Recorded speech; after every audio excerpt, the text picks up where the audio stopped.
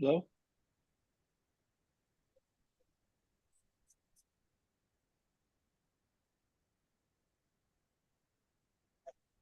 I'm trying.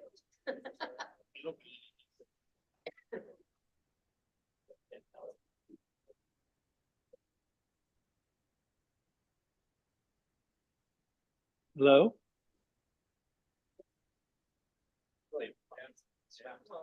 About 38 and a half, I think. Yeah. Amy.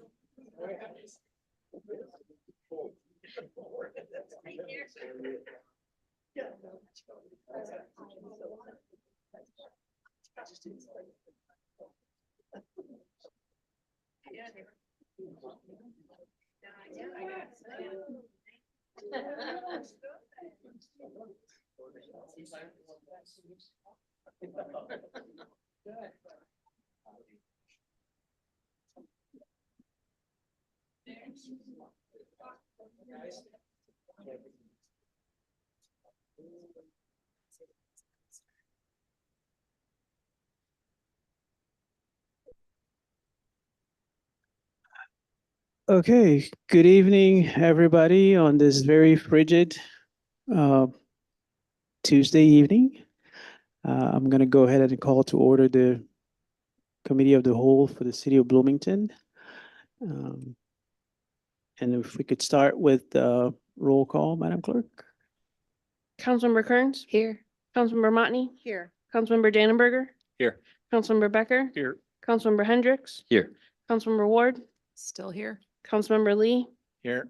Councilmember Crumpler is virtual. We need to vote him in. Councilmember or Mayor Millamboy. Okay, here. And so I need a motion for council member to participate virtually. I'll make that motion. Okay, motion by Councilmember Montney. Is there a second? There is. Okay, second by Councilmember Dannenberger. And We're gonna do roll call. roll call? Yeah, make it easy. Councilmember Kearns? Yes. Councilmember Motney? Yes. Councilmember Dannenberger? Yes. Councilmember Becker? Yes. Councilmember Hendricks? Yes. Councilmember Ward? Aye. Councilmember Lee? Yes. Thank you. Okay, awesome. Councilmember Crumpler, are you there? I am here. Okay, awesome. Madam Clerk, do we have public comment? We do not. Okay, well, fantastic. This is moving fast. Next item on the agenda is the consent agenda, which only consists of one item, approving the minutes. Is there a motion to approve the consent agenda as I'll presented? move. Okay, moved by Councilmember Ward. Is I'll there a second. second? Second by Councilmember Hendricks. Are we doing roll call or? We're gonna do roll call. Okay, awesome. Councilmember Kearns? Yes. Councilmember Motney? Yes. Councilmember Dannenberger? Yes. Councilmember Becker? Yes. Councilmember Hendricks? Yes. Councilmember Ward? Aye. Councilmember Lee? Yes. Councilmember Crumpler? Yes. Thank you. Okay, awesome. The consent agenda passes and we're going to move on to the regular agenda, item A. And it looks like all of the regular agenda is all about all things housing, so which should be exciting. So item A is a presentation and update on recent community housing data as requested by the administration department. I think we'll have a presentation by Tracy Putkunis, Mira president, right, at this point? Yeah. Yes. Yes, right Okay. there. Okay. Or you could actually sit down. It might, if it's more I would comfortable. love to sit Yeah. There you go. Yep.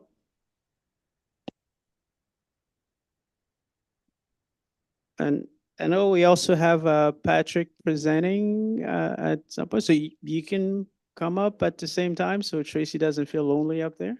Stop sitting by myself. Okay. Awesome.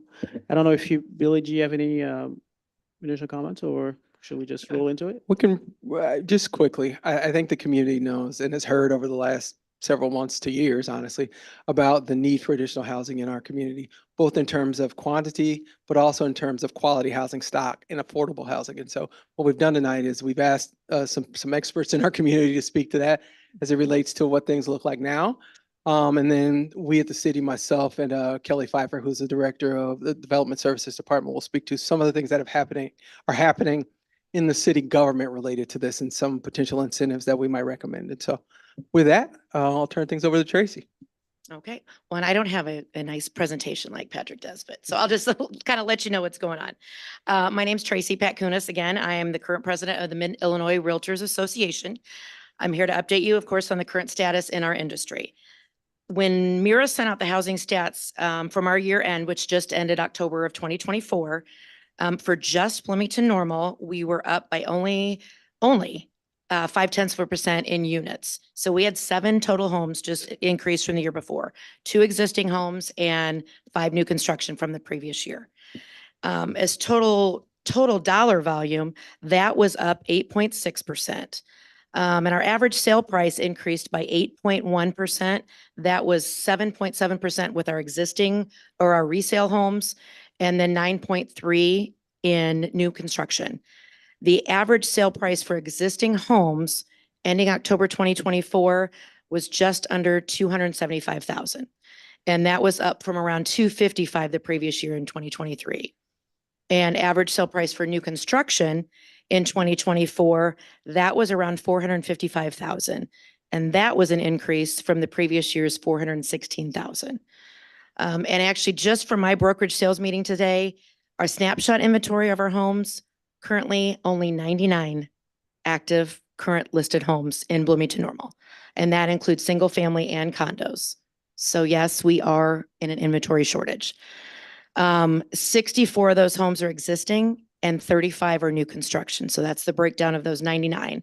Now that could have changed today as far as, when we were buying and selling today, but as of our sales meeting this morning, there were only 99.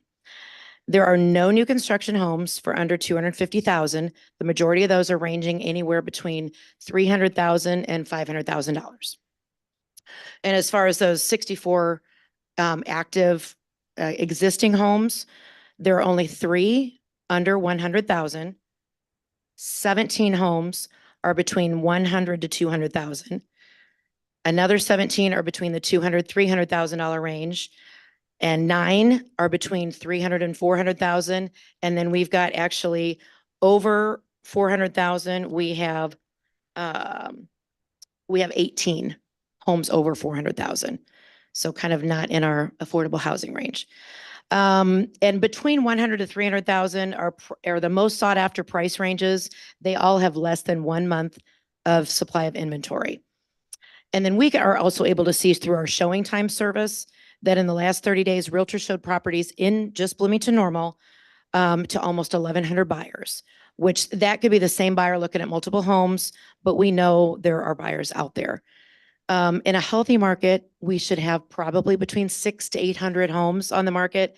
Like I said earlier, we're right about 100. So at Mira, we just want to let you know we're here. We want to continue the partnership that we have with the city to help alleviate our local housing shortage in any way that we can. We're here to help. Sounds good. Do we want to go to Patrick first before questions or? Okay, just go ahead, Patrick. Do you guys have a clicker or do you want to just say next slide? Next slide. Okay, next slide. This slide is to show you that I'm educated. Next slide. This is to show you I've got experience. Next slide. All right, this is the system that we use. This is what I teach for SIUE's basic econ dev course. We teach 50 up and coming economic developers how we do economic development in Bloomington Normal. The concept is if you have a good community, that your businesses will develop. And if your business is developed, then your economy will develop. We get judged on that very last bubble at the top. That's gold, deal making. That's the investment. That is our jobs. That is wages. We want good jobs, good wages. Next slide. We've been pretty good at it. So recent wins, I mean, we've got way more than this in the past 5 years. Next slide. Of course, Ferrero one, you guys love. Next slide. The biggest one we just got was this one. If you think about, if you're keeping score at home, average wise, last 5 years, $1 billion invested, 2,000 jobs a year is the average. Top down state for sure. Next slide. So that comes with problems because people have asked, like, how did you guys do 9,000 jobs in 2023, but your local employment didn't go up? I was like, good question. I like puzzles. Let's try to solve it. Next slide. So we went on to, there's a cool system that the census has that's called On the Map. And all the data that I'm showing you guys is all public. In the back of the slide deck are all the sources so you can trace it. I've got other systems that we use, regarding the cell phones. That's prioritized data, but this is all public. So what we can do by breaking down our commuting by cluster is in these 3 categories. I did make up the categories, but these are how they break them down. So makers are, it's basically agriculture, construction, manufacturing. Movers is utilities, wholesale, retail, and transportation. Shakers is everybody else. So they'll break it down so you can run analysis in these three categories. Next slide. So what I've done is look at the makers. So here's our biggest jump, and I've showed you what we have residential-wise employment compared to our commuters. And you will see over time, our share of these jobs is dropping. This is a big concern for me because the makers usually make the most money. They've got the highest ripple effect. And I know back in the day, we had a lot of people coming in from out of town. Those gains are happening even more now. And so us, when we do economic development, and I present to you guys a model that we're going to create all these jobs, here's our local ripple effect. You can see that, and there's some other slides later on that will show you this. Our surrounding communities are taking advantage of that ripple, and we're not. Next slide. When it comes to movers, we've been pretty flat, but our percentage, again, holding steady. There's been a little bit of a loss overall, and that is going to be our wholesale, retail, and transportation. I was surprised how many people that are in this space actually commute in already. So the larger share of people that are working in the retail world, if you talk to a retailer, same thing, they can't afford to live here. So they're driving in from out of town. So they're taking those dollars back to another community. Next slide. And then everybody else, there has been a drop here. But again, you will see that back in 2019, there was 33% people commuting in, and now there's 35. So this trend is definitely going in the wrong direction. Next slide. So overall employment combined, we have jumped up. We like to see the employment go up. However, a lot of these are going out of town. Next slide, we'll break it down side by side to show the difference. So our employment went up 1,500, and then out of town is going up 5,100. So I don't like going into economic updates in our surrounding communities and hearing about them brag about building houses and retail based off of all of our growth, but that's what they're doing. Highly competitive, and right now they're eating our lunch. Next slide. Money-wise, this is the biggest concern. These are monthly $1 million. So I'm glad that ours has gone up to $309 million a month in our economy and wages. I'm not happy that $199 million leaves our community every single month.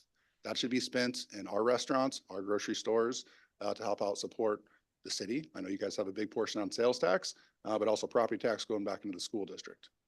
Next slide. So why do they do it? If you look at housing costs across the board, we've got a really cool calculator on the EDC's website. That's a cost of living index. This will show you compared to Anchorage, Alaska, Chicago, anywhere in the world, what you have to make in Bloomington Normal to have the same quality of life. Across the board, we are more expensive than Peoria, Champaign, Springfield. I'd even put Decatur up there. It's cheaper to live there. And if you compare side by side what type of product they're getting compared to what we're getting, I understand why they're commuting. Next slide. Now, the other concern, if you can't afford your houses, I'm pretty sure that I don't know if I get my kids out of the house, but I want to be a grandparent someday. And right now, it's sliding. So our birth rates are down. Next slide. Compared to 2010, this is my biggest concern. And I was almost shy to share this because I haven't. I noticed this when I first got here, especially in Central Illinois. That drop at the beginning is a concern. My bigger concern, though, is Gen X, which I'm that 45 to 54-year-old. That's prime work age. We're losing that. We're literally aging in place because you look at Bloomington Normal and you'll see that population change. We're up 2%, but again, we're aging in place. So in economic development, I'm trying to sell a workforce. I can't sell our workforce. I have to sell the labor shed of everybody else to try to bring their workers in because this has gone down since 2010. Now there is bumps 2020 to 2023, and the next slide will show what the Illinois Department of Public Housing or Health, Illinois Department of Public Health. This is very confusing, but I tried to use the gradient on there to show where we're expected to go. This is the same data that we used for the original housing study. And it showed in 2020, we were at 170. They're expecting 2025, us to be at 181. The math that our consultants used to figure out the households was at 2.38. So population per household, and that'll give you the houses that we have. If you look at the actual change in the far right, it's still saying we need about 4,500 houses. The terrifying part is if you project that out to 2030 and 2035, it's saying you need 16,000 houses. Now that's also assuming that education cliff that's coming, that they're gonna be able to stick around. Right now, I just had a daughter graduate ISU. There's no way she's sticking around. She can't afford to live here. So she'll be somewhere else. And unfortunately, that cost of living index, it's cheaper in Will County than it is here right now. So we started this campaign that said, twice the cities, twice the opportunity, half the cost. I don't know if that's true anymore. Our demand went so high, so fast. that we're bleeding money. So to me, it's trying to find out if we can get more product, get more development here, we can start capturing that, duplicating what our surrounding communities have done. They've noticed our growth and they've started incentivizing housing. And again, they're taking our workers. Next slide. That's it. Okay. Well, awesome. That was really fast. Might take some time for all of us to digest it. Do we have any questions from the council for either Tracy or Patrick? Question number one, and I might want to come back to some questions when I've had a chance to kind of think this through, but can we get copies of those? Oh yeah, just I sent it as a reports, both PDF. Of you All the Mhm. sources are in the back and there's actually a data breakdown too. and the Mira one as well. Yeah, I can get that to you Thanks. too. Yeah, it's just, it's a lot to kind of absorb if you don't have. A lot it of in numbers front on a of you. percentages. Yeah. In 15 minutes. Yeah. Yeah. Other questions? Councilmember Monty? I have a question and maybe more for Assistant City Manager Tyus or his staff. It's my understanding we have approved in the low 1,000s of houses and other housing, both single family and multifamily over the last couple of years, but for the most part, ground is not being broken. And I'm just wondering, first of all, if you have that number.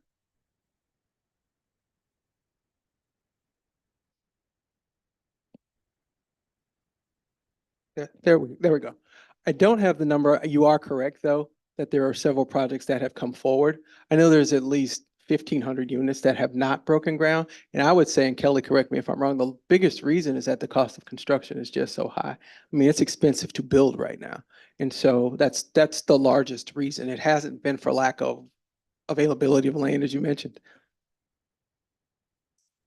So along those lines, maybe a question, Patrick, for you with all your research, and this is so helpful to see all these numbers and to continuously see them updated. So one of the things that surprised me, I reached out to a builder recently to say, beyond just cost of funds, I mean, what else is going on in our community that is unique and creating a bottleneck, thinking back to your giant list of educational credentials, theory of constraint, what's our one constraint? And one of the things I was surprised to hear is the identification of trades in the construction industry, lengthening the lead time of construction projects, contributing significantly to, at least, in his mind, the perceived bottleneck as to why these projects aren't going forward. I'm just wondering if you have seen that, if you've seen anything unique in our community relative to others who are able to get, their housing starts going. So what I've seen talking to a lot of the developers is they have boards just like we have a board here. And it's really about opportunity costs. So they'll come to you guys and they'll get everything entitled and they'll find out what that incentive is. They'll get the zoning correct. And then they'll go back and they'll pitch it for more financing before they even go to the banks. The challenge is the price of sticks or the price of sticks. Labor is labor. They can build in Naperville or here and their return on investment's higher up there, which we've had people lined up for 3 years. And I'm like, get us in the queue, get us closer. And then next door, they'll offer some type of a TIF deal, or they'll become the bank and they'll offset that cost to eliminate the risk. So it becomes a better return for them to take that there than here. That's been a lot of them that we've worked with. So if I understand you correctly, you're not seeing the constraint in available labor to do the work at whatever cost. I mean, this is one of the things that was identified as a potential bottleneck, the actual absence of that labor to complete those projects. And labor is an issue everywhere, but yes, we do have some of the workforce numbers that are up there, our labor is constrained. I think it's more about the return on investment, though, not just the labor. Thank you.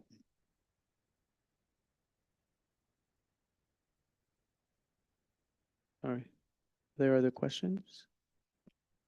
Patrick, you mentioned the return on investment. So give us some of the numbers of the difference.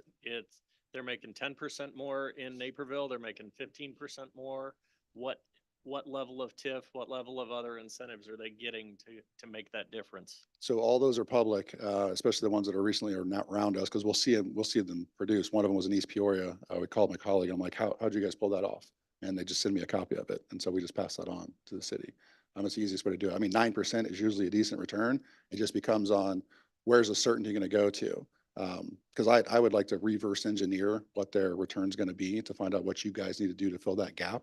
The other areas, it's just what funding mechanism to do it. Again, the ones that we've seen, they'll use TIF funds. They will be the bank, and they'll even do I think East Peoria's was a 5% return. So the city's getting their dollars back, but they're using TIF funds to do it. So every place is different. It'd be nice to have like an incentive policy or maybe a standardized incentive even to help us set a baseline to sell. But for right now, those are in place in their communities. But they're all case by case, but we can get you copies of all of them. It's pretty simple just to Google economic development in any city for housing, and they're all there. So, may I ask a follow-up to that? Or- Sure. I'm sorry. You- You- Go Um, ahead. Go ahead. Okay. It- Go ahead. It's all right. I didn't realize her light was on. Good. I was just going to ask from Mira's perspective, with some of the homes, particularly in the higher price range, that are seemingly staying on the market longer. I know I've been hearing, also developers talking about the holding cost of, obviously, for the houses being on the market and just paying the interest and all of the things that are going along with that. Is there anything that you're seeing from a market perspective, from a relevance to your prospective buyers that would be helpful for us to know? I mean, the higher price ones do stay on the market a little bit longer, but not, I was trying to look to see. Yeah, you know what, 500,000 and above from our stats from today. We've got 6 in inventory and we actually have about a 6-month supply. So we've got plenty of the higher priced ones. It's really the price range we truly need, where we're seeing the most activity with our buyers are between, I would say 150 and 300,000 is what we really need. Thank you. Thanks. Councilman Ward. Can you speak to the need for rentals as opposed to single-family houses? In order need to, both. yeah, yeah. I hear a lot about single-family houses, but I haven't heard so far tonight anyway, much about the need for the apartments. I mean, you talked about your daughter graduating from college and not sticking around, not being able to afford to stick around. I've got kids in the same age range, and they can't afford $150,000 house to buy. They're not, that's just not realistic. So if I was a developer, attention all developers, I would base my models off of the jobs that have been created recently at Ferrero and at Rivian. Any manufacturing jobs, those are about $50,000. So those rents should probably be around $1,200. And I agree with the rentals. I don't know how to break down the rentals versus houses. Like Tracy said, we just need product. But I would try to rewind back in my day. I would much rather rent right now than try to buy a house because I don't think a bank's going to fund me anyway. But anecdotally, we know that some of the rents here have doubled. They've gone from 900 a month up to 1,900 a month. So it's literally squeezing out our workforce and forcing them to go somewhere else because they do have those rentals. And then some of those rentals too, if we had more housing, we could get some of those others out of the rents, Yeah. out of the apartments and into the homes. And then some of the ones that need the apartments in there too. So Yeah, and there's also a challenge with It's- turnover right now, I know with downsizing. So there's people, we have a lot of retirees that are coming online and they don't need the 5-bedroom anymore. They don't want to take care of the yard. That was something that we had in Tinley Park when we created this high density rentals, thinking that we're gonna get a bunch of young professionals. And we found out there was a bunch of empty nesters that didn't want the house anymore. And right now, if you are thinking about being an empty nester, I would challenge you to go online and try to find a house that's as equal as what you have for the same price. You're probably gonna get something less. So we're not getting that turnover that we used to either. and I'm in that exact spot. I'm an empty nester. I have a 4-bedroom, 3-car garage home and I refinanced during COVID. And I have a great rate and we're not moving because I can't get anything else for that.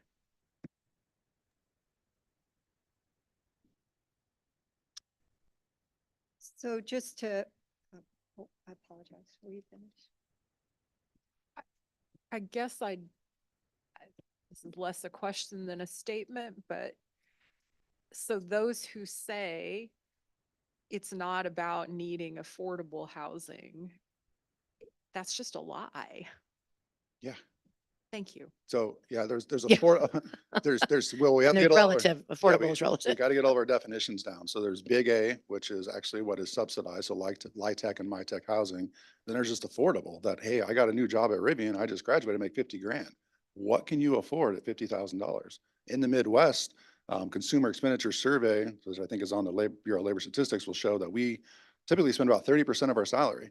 That's 30% of a salary, $50,000 isn't going to get you a, what, $300,000 home? Yeah. It's not happening. And right now I'm not rates even- are just under 7% too. So no, yeah, there's different types of affordable, but literally it's across the board and it's not, I know that the people will say high end just means better than what we have right now. It's not luxury. It's just literally market rate, workforce and affordable. We need it across the board. Again, go back to the stats that look at seeing everyone that's in the retail and wholesale space driving in. On a day like this, that'd be terrible. Councilmember Motley? Yeah.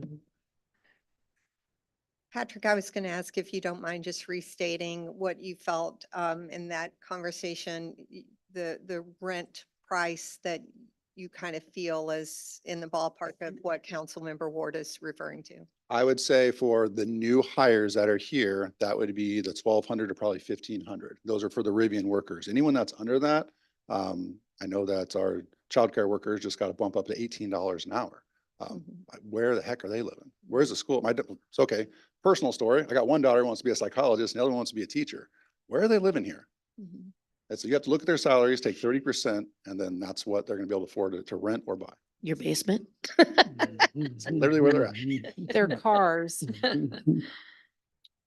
Yes. So, and just, again, a follow-up question to that then, in the range that we're talking about of people actually being able, at that salary level to purchase their home, at 6% financing 150,000, I mean, you'd be, talking about a few $100s less than that range per month. And the individual would also have the opportunity to gain, equity. I'm just wondering, I mean, and I know I just had a conversation with some folks recently about some studies about that, about how do you lift people out from poverty and the opportunity to have what used to be referred to as the starter home, the first time home buyer that has the opportunity for less than those same rents to actually be able to gain equity and to, build up themselves, their opportunities and their standard of living. It just would seem that that also should be an area of focus. Oh, I agree. I think even on the construction costs, we were looking at your building permits the other day. I think the ones that have recently come through are around $400,000 construction costs. So I don't know what that markup's going to be to sell that. We're not building starter homes. I've looked at different concepts that are like pocket homes. So it's like you've got a trailer park, it's a step above. It's not quite a tiny home, but there's got to be something in between. But even those are going to cost $150,000. And so it becomes opportunity costs. You start looking at other communities around us. Just look at the home that you're going to get in Peoria or even Morton or Gibson City compared to here. So that's where our challenge is. Like, yeah, if I could figure it out, I'd probably go turn into a residential developer, but I haven't got that math to work yet. That's why the high density is probably the way to go right now. So just another follow-up along those lines and, certainly not intending to share information that we shouldn't be sharing. The cost per unit for some of these multifamily homes, I know I've heard some numbers recently that approach or actually even exceed on a per unit basis the cost that you just mentioned for what I would refer to as a starter home. Yes, but they also rent those over time compared to owning them. So they're not condoing them out compared to like what they've done in downtown, which is how they can get their return. Thank you. I want to make sure we don't forget about Councilmember Crumpler. Thank you, Mayor. I really appreciate the comments of my colleagues this evening, and Tracy and Patrick, thank you for both these presentations.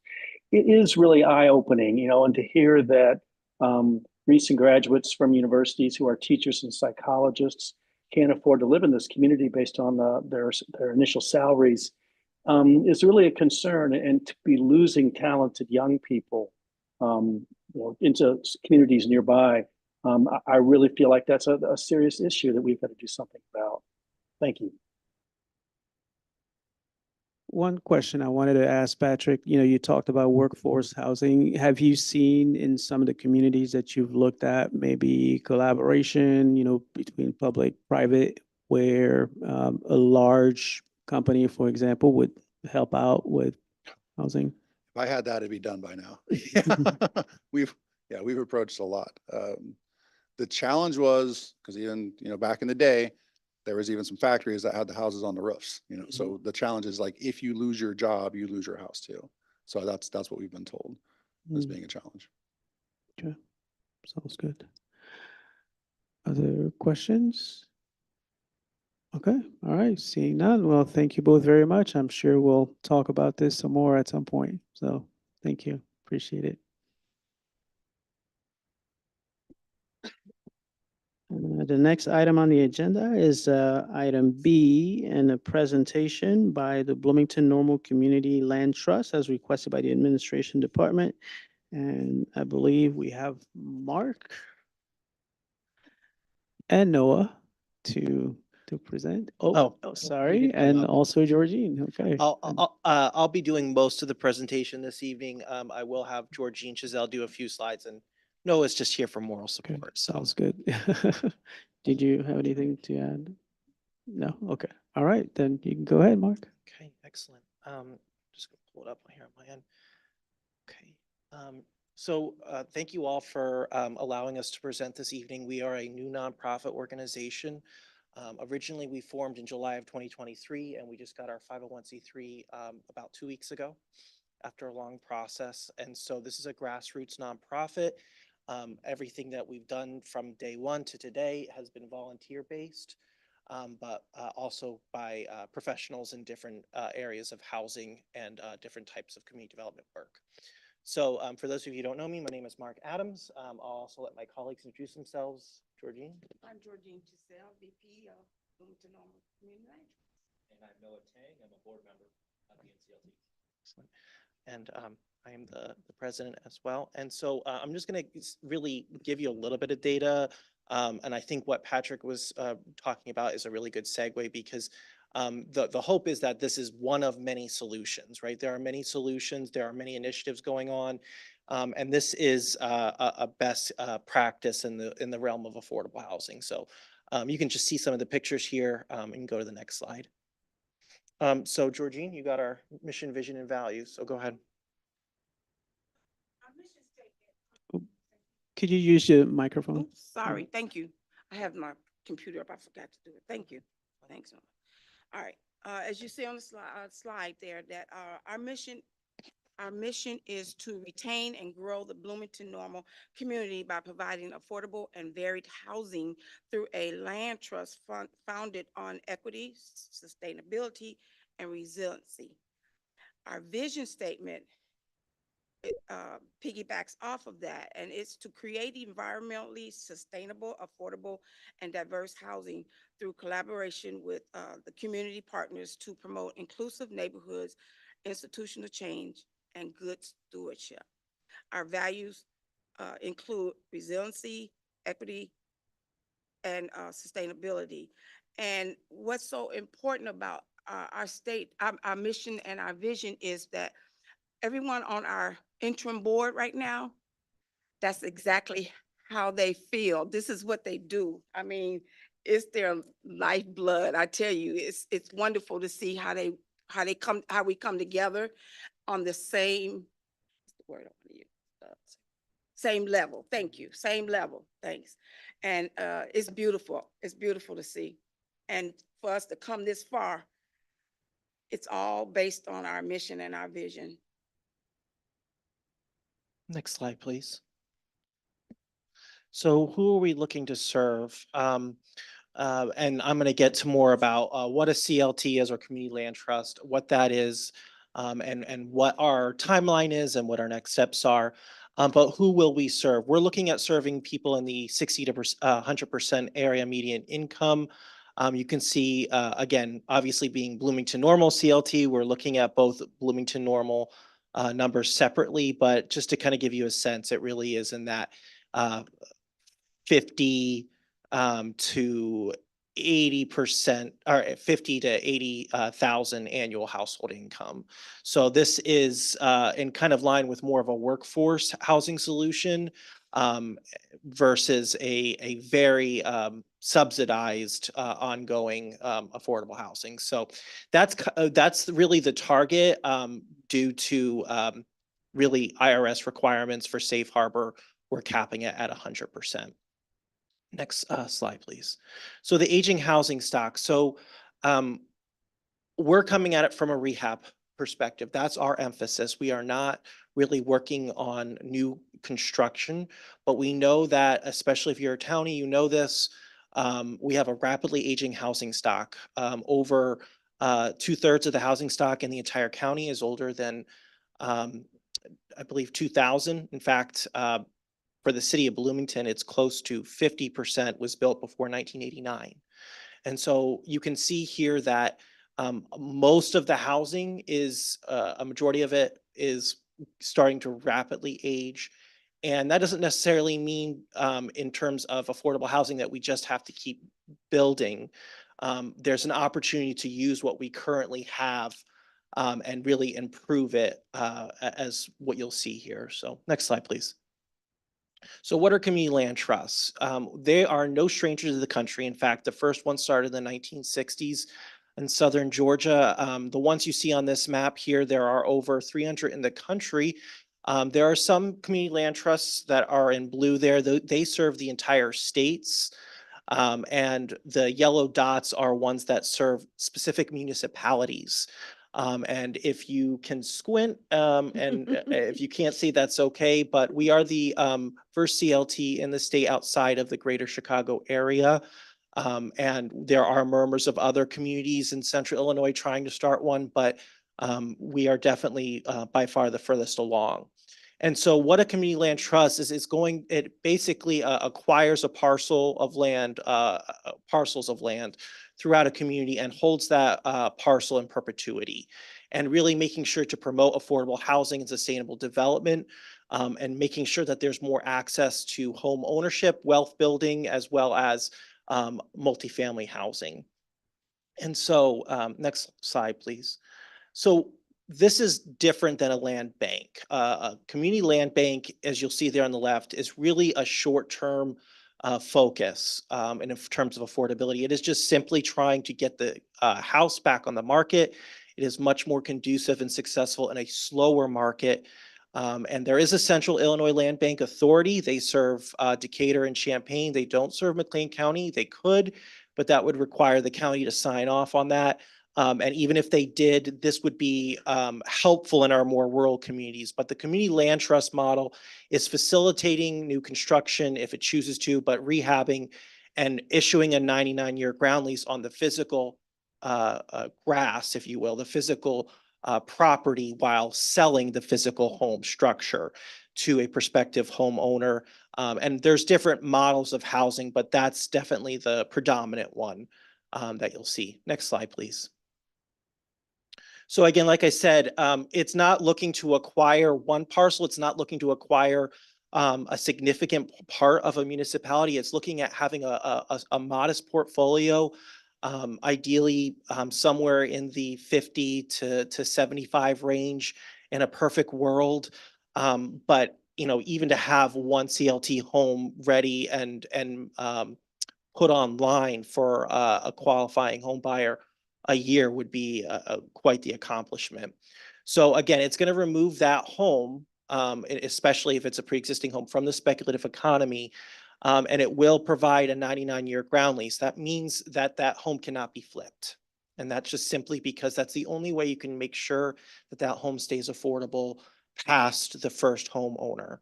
And that is, again, a proven solution, and it's worked in several other communities, as I've shown. So next slide, please. So how does a CLT acquire properties? This includes paying fair market value. A lot of CLTs will have a financial sponsor, a major employer, some sort of philanthropist that will help and donate a liquid cash to be basically a bidder.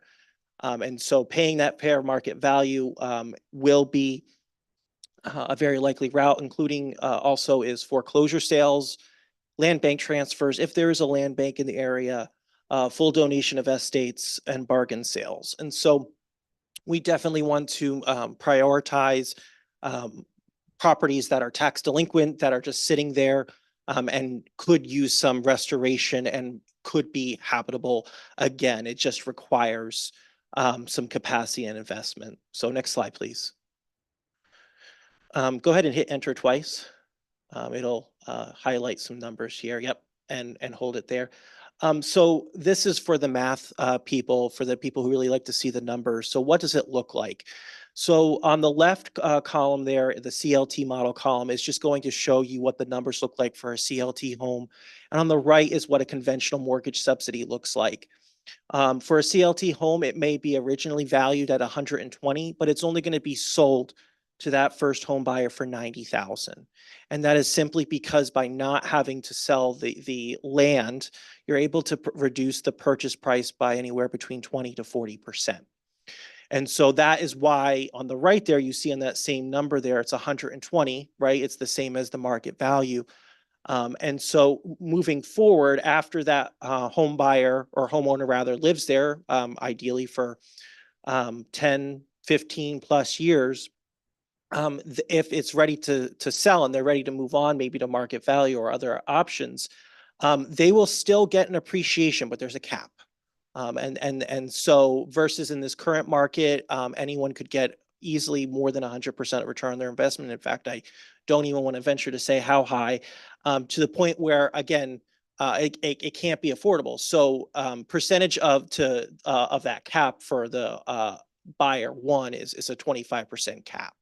If the market tanks, they will be protected more so because, again, their value will not go under for what they bought it for. So it is kind of a level playing field. And you can see there when it's time to sell that home to a home buyer number two, it's going to be sold for 107K, even though it's increased its value, where if it was sold for profit, it could be sold for 214K. So again, it's still going to be a chance for equity. They're still going to get every dollar they put into that home, and they're going to get a return. It's just going to be, there's going to be a cap. So next slide. So the next couple of slides I'm going to breeze through just simply because they're going to reiterate. But again, it's a proven solution. What makes a CLT so appealing is once you put that subsidy in place in that home, as long as it's maintained by a CLT or related entity, the money's not going to go away. So once you put that subsidy, it's not going to be reoccurring. It does help revitalize urban communities. It's a way to really increase local control over our homes. We know that we have a lot of housing stock, especially single families that are being rented out by individuals who don't necessarily live in our area. And so this is an opportunity for us to, again, increase local control over our own land. And then there are mortgage loan products out there on the federal level that can be issued for CLT homes. Next slide. Some challenges. So challenging to start. It's going to be a learning curve to know that that home buyer cannot just simply do whatever they want to the home. But at the end of the day, if they want to paint the home a different color or they want to do something inside of the home, it's their prerogative. It's their home. It just simply means that we are kind of a mediator, not necessarily a landlord. And so there is a cap on the resale profits. Again, like I've said, and local lenders are aware of the situation. If you want to look, right down the road, Lake Bloomington is a land trust. It's for environmental purposes, of course, but it is not too far to look for an example. Next slide. So now I'm really getting to what really makes me get up every day with a smile about this, because one thing that you'll know throughout interacting with us on this is that we believe with our heart and souls that this is worth every dime and worth every hour away from our families and away from other things. So we're looking at prioritizing environmental solutions that includes making sure our homes have some sort of solar panel or flooding mitigation system so that what happened in 2021 is not going to be as severe. So that's kind of one of the two pillars that makes us unique. A lot of CLTs will have something that make them unique. And the second thing is what we call the Community Home Improvement Project Squad, or our CHIP. These are volunteer events that would prioritize CLT homeowners and then open up the opportunity to elderly or disabled homeowners in Bloomington Normal. And it allows us to have a volunteer squad ongoing so that churches and faith-based organizations aren't the only ones left doing this work. We know, obviously, we have an aging population, all that, but we really know that there's room for growth here. And it also allows us to work with other partners. Our hopefully, as we continue conversations with Habitat and things have been progressing nicely, we're hoping to secure an MOU with them. MOU will allow us to work closely with Habitat so that we don't have to do new construction, and so that their homes don't have to be basically Habitat homes now as they are in McLean County can be flipped. So again, there's an opportunity for further partnerships. And I'm happy to say that we did 2 CHIPs already, just with throwing some money together from our board members. And we tested this out. We helped 2 Bloomington residents. And it wasn't really intensive. It was just some painting and some really light yard maintenance, just to kind of show what it looks like. And that's on the next slide. If you can go, and I'm going to let Georgine highlight this one, and we'll be done here in just a moment. CHIP, CHIP 1, we helped a homeowner, cleaned her gutters. We painted her whole house, the whole interior of the home. We taped it off, painted. She fed us. She fed us good. We put now, as you look at the cabinets, there's no knobs on her cabinets. So we purchased those and we put those on. And we also, in the middle one, you can kind of see the sliding door there. I'm taping it off. We took her verticals down and went and bought new ones and put them up, which was a surprise to her. And she was so very happy. Next slide, please. And the next week, oh yeah, I'm sorry. You're fine. And CHIP 2, we, this man here, you see them down there cutting the woods. We replaced the treads on this lady's front and back stairs over in Hilltop. And boy, was she excited. And she made us cookies. Well, we get fed good. So anyway, we were out in the cold and I went and got hot chocolate and we did it, and it looked very good. She was so pleased because they were in pretty bad shape. She could have fell through the stairs. They were bad. Next slide, please. And so we're just going to wrap up with just where we're at. So this is our budget that we just adopted as an interim board.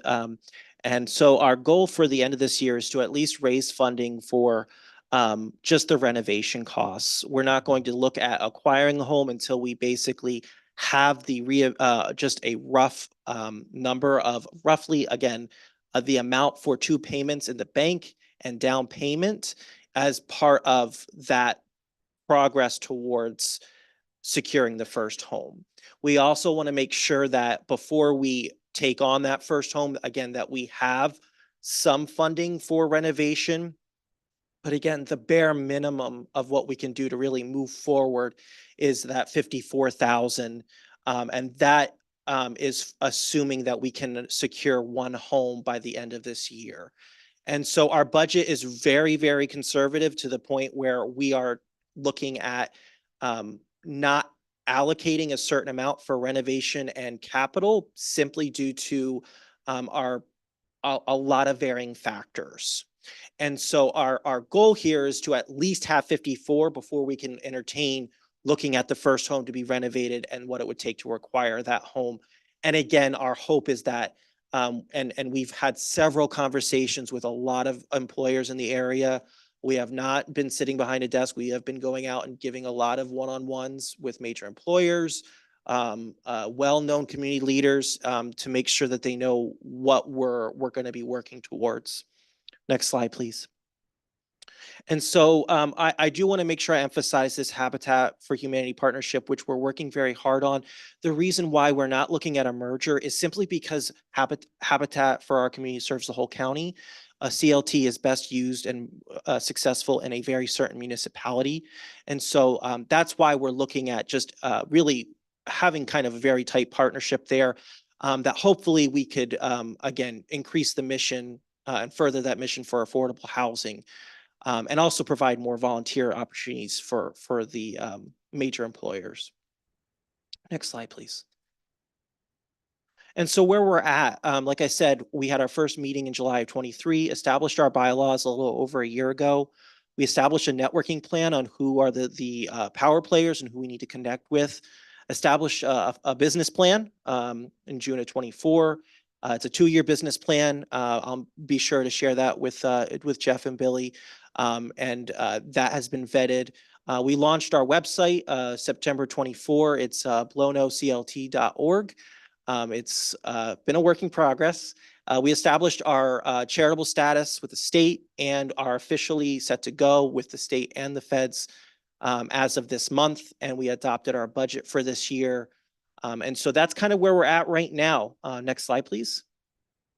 So what's next? Right now, we are working on finalizing our stewardship policy manual, which will lay out how we're going to recruit prospective homeowners who would sit, a few of which would sit on our board of directors. We are going to make sure of that as part of our bylaws.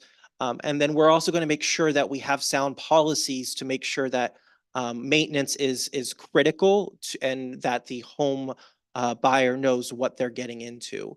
And then I also want to make sure I mention the annual membership meeting at the Bloomington Public Library on March 18th from, oh, I just realized I put that twice, 7 to 8:30. RSVP is requested. This is to really recruit the first formal board of directors. It is open to the public. We just simply ask RSVP because we want to make sure we have refreshments enough for everybody. And right now we have about 60 people registered, so I'm really excited about this. We want to get to at least 80 if I can. But after recruiting the first formal board of directors, we're going to give a light presentation to the community on what we're doing and what we're trying to do. And we'll have a fundraising ask for people who would like to donate. And then we're going to secure our first CLT home. And I will say that it's not a matter of if, but when this will happen. So I call it the Mark Adams guarantee, and I mean that. So next slide, please. So call to action. So this is what I give to everybody. How can people help? Networking. If there are important players that you know out there that really want to help with affordable housing, but they don't want to dabble in new construction, or they just want to help, please connect us. And we're very open. Capacity. At some point, we're going to recruit volunteers for community home improvement projects. Marketing, spread the word. The more that people know about the solutions that are happening in our community, the better. We're on Instagram and Facebook, funding and capital. Eventually, we'll be looking at cash donations, vacant land homes that need rehab. And really, we're looking at light to moderate rehab. If there's a home in West Bloomington that really needs to be gutted, top to bottom, that might be a year 5 or year 10 home. It's not going to be a year 1 home.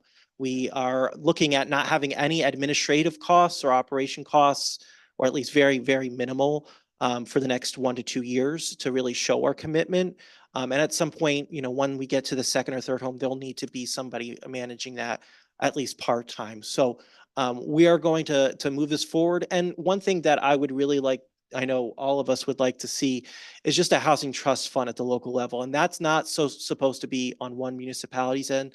That could be an intergovernmental thing. That can be a county, city, town-wide share. It doesn't have to be city and town. It could be just about anything. But there are 800 of them in the country. And there are small and mid-sized cities that have them.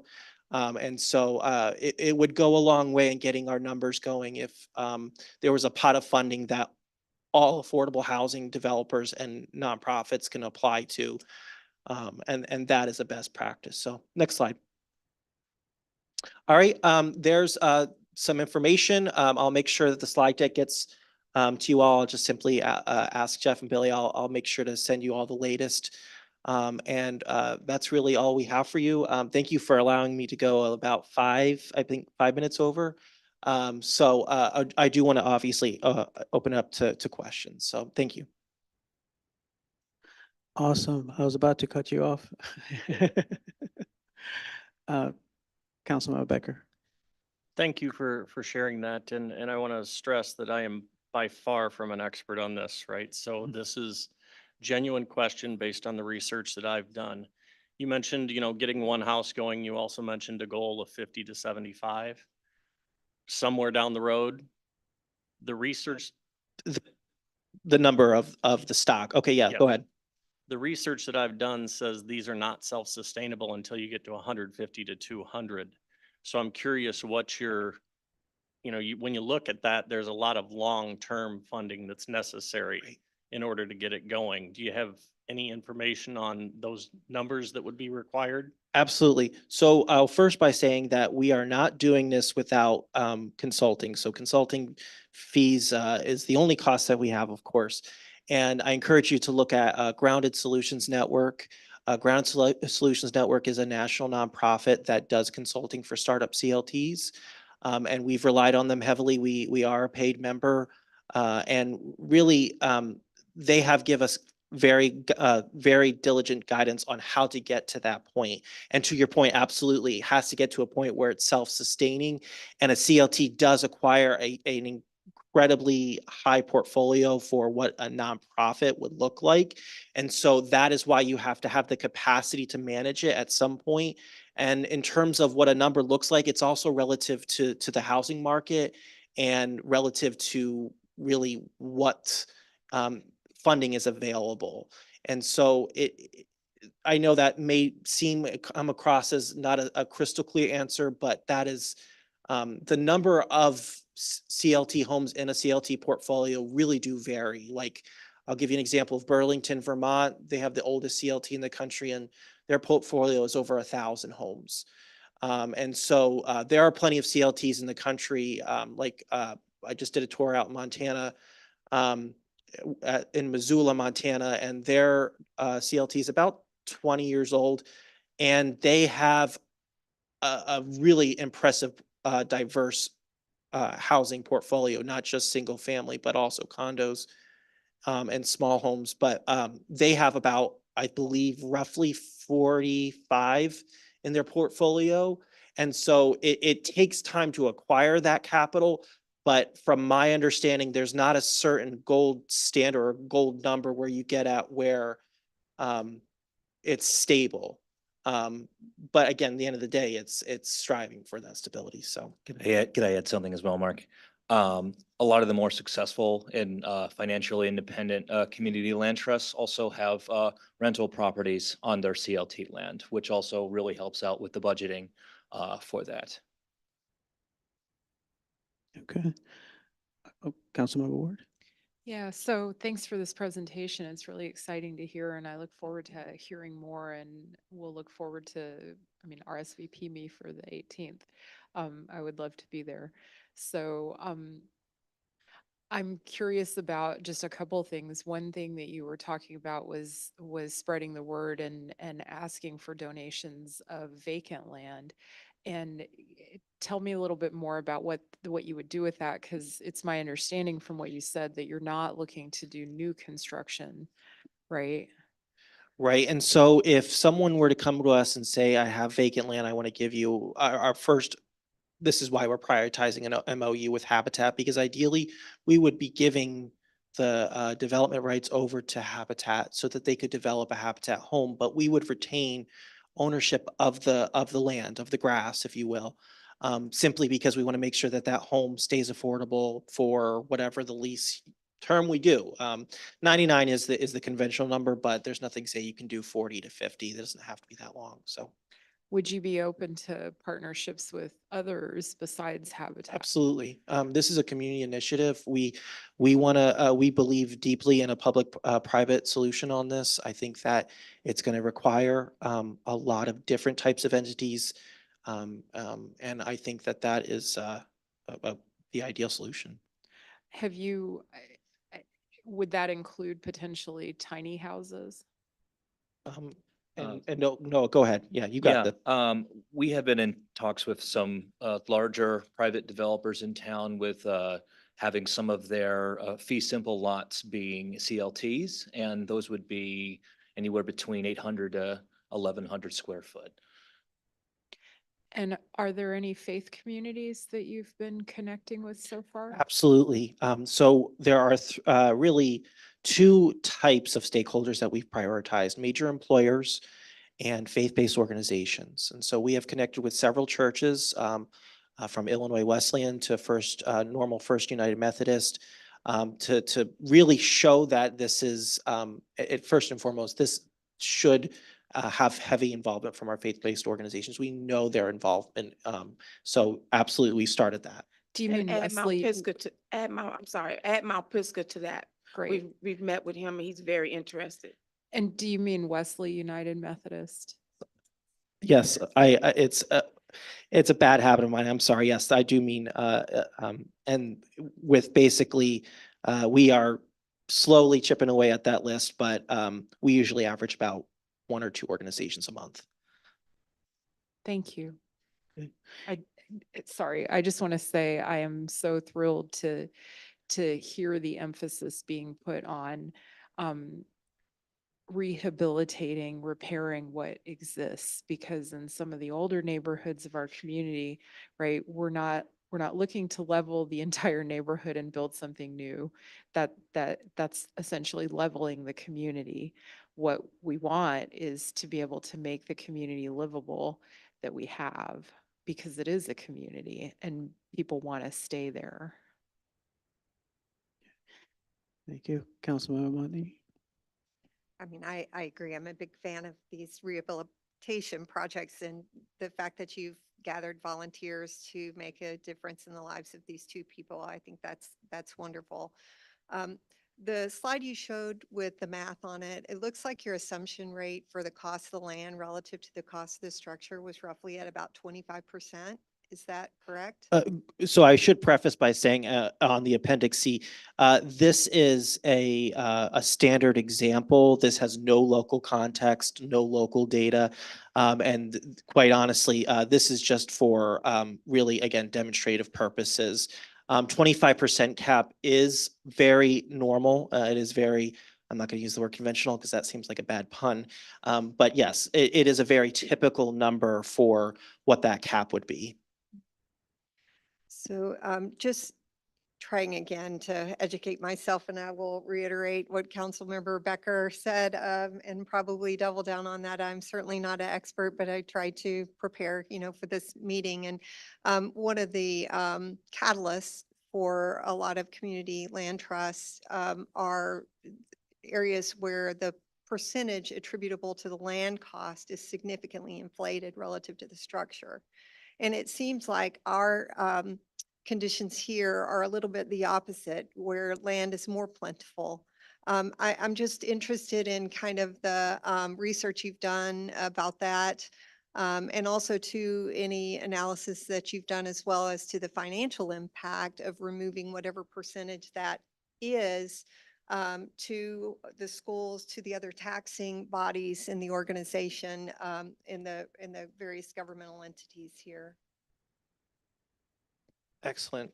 So I'm going to first tackle the first question that you have, or point that you have. So in terms of land costs, regardless of the market, and it could mean that the purchase price comes down to 20%, but land is still a cost no matter what the housing market is. So obviously the more competitive a housing market is, the more of a subsidy as needed. And also the amount of subsidy that is raised up front also can impact that number, that in many ways we're saying that 20% number on the lower end. So when it comes to really the amount of money needed for the land, of course, it's really relative to where that home is located, especially by when you look at the census tract or census block level.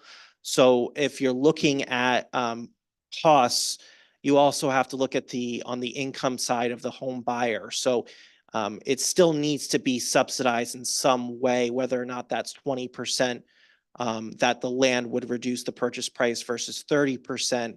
It's still not, again, 100% that they're having to pay. And then for the tax impacts, this is definitely going to be one of the biggest challenges because there is no way you paint it. There is going to be an impact on the revenue side because what this entails is that even though there'll be full property taxes paid, the homes are typically assessed at the market value. But in Illinois' case, we've done a lot of research on this. We're looking at making sure that it's assessed at what it would be sold for based on the model. And I'm not going to get into the nuances because that is, trust me, there's a lot of details. But essentially, there is going to be an impact because, again, it's not going to be bringing in the revenue as it would with a market rate housing. And so that is a trade-off. And I think that no matter which way you look at it, whether it's through low income housing tax credits, LIHTC, if you will, or other forms of abatement, there's going to be a trade-off. And that is a very real problem. But again, I remind you that we're talking about a few homes growing. We're not looking at, a business model, if you will. If I could add something as well, a lot of the homes that we would be looking at for purchase are those that are already tax delinquent, or houses that have not, really paid their taxes in years. So you would actually be bringing money back onto the rolls, as opposed to just having empty or vacant lots.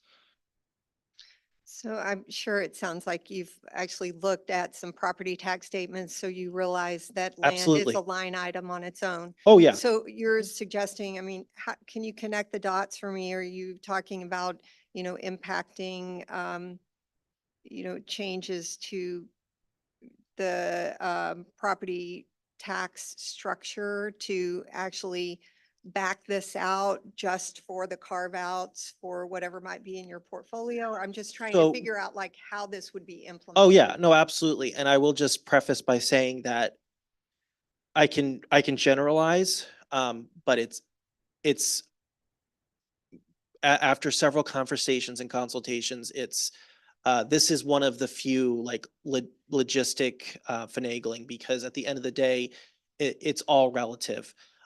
So to answer your question though, the best I can say that based on other CLTs in the state of Illinois, and there's only one CLT that's not based in Cook County, and that is Community Partners for Affordable Housing. They're based in Lake County. And the way that all of the CLTs in the state assess their homes is based on their interpretation, their shared interpretation of state property tax code, which says that it is being assessed at the sales price. And so again, there's an assessment component there that needs to make sure that it is interpreted as such. It is not really a gray area. It's just making sure that the interpretation is consistent. But in terms of like looking at different homes, each CLT will have a resale formula, but it doesn't necessarily mean it has its own niche in an assessor's book. And so it's not getting a certain discount and it's not its own line item. But at the end of the day, the property taxes will still be paid. It's just not going to be, again, at that 100% rate because it's, again, not 100% market rate house.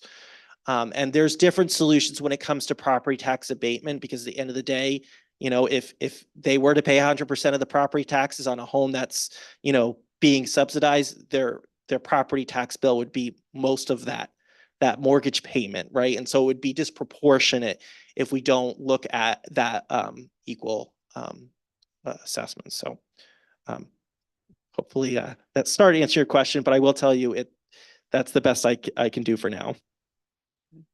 Thank you. Thank you. Want to make sure Councilmember Crumpler has an opportunity. Thank you, Mayor. No, I have no questions at this time. Thank you. Okay. Anybody else? No? Okay. Thank you very much. Really appreciate your time. Thank you all. Okay, awesome.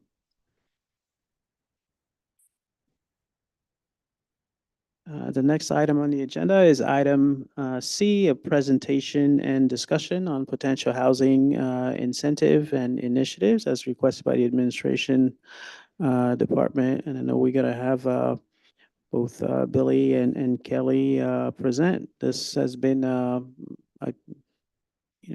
since July, I think, that we had discussed this, the possibility of this. So I'm glad to see this come to fruition and that staff has something for us to consider, and hopefully we'll be able to provide some feedback and eventually that will lead to something that we can pass in short order.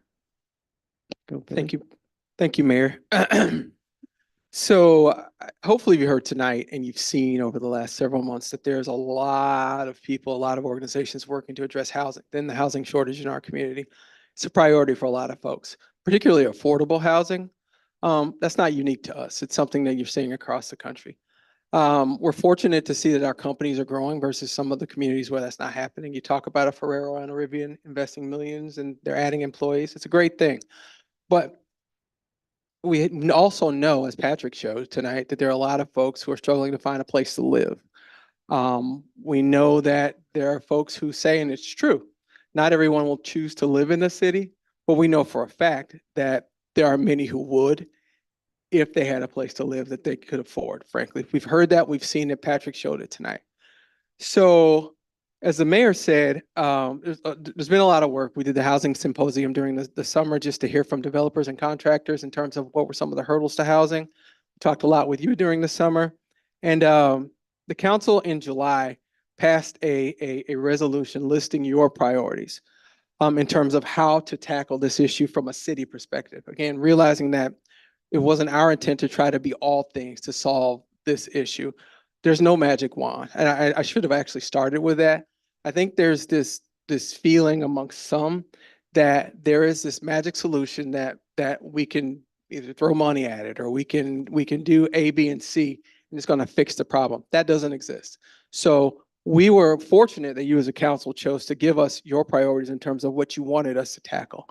And those are on the screen. You talked about wanting a system of standardized housing incentives. As part of that, you wanted a short-term, low-risk housing incentive program. You wanted us to review things like a reduction of fees for affordable or low-income housing. That was part of the resolution that was passed in July. You talked about housing rehab as Councilmember Ward just mentioned. And that conversation will happen in February. So tonight we're just going to talk about some of the other things. We talked about intergovernmental collaboration. Again, we've been working with the agencies that spoke tonight a lot. We really have, and others such as the Regional Planning Commission as well. We've done a lot of work with them to get to where we are today. And again, one of the other things that you talked about is having a review of our zoning and subdivision code. How often have you heard or others heard your zoning code is not flexible? Your zoning code is prohibiting us from building, and on and on and on.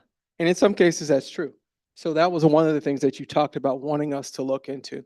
The other thing that you were clear about, that we felt you were clear about, was that you didn't want to be a bank, that you didn't want to be a financier. If that just wasn't a desire of council. You didn't want to just do large loans and give money to people directly at those higher levels.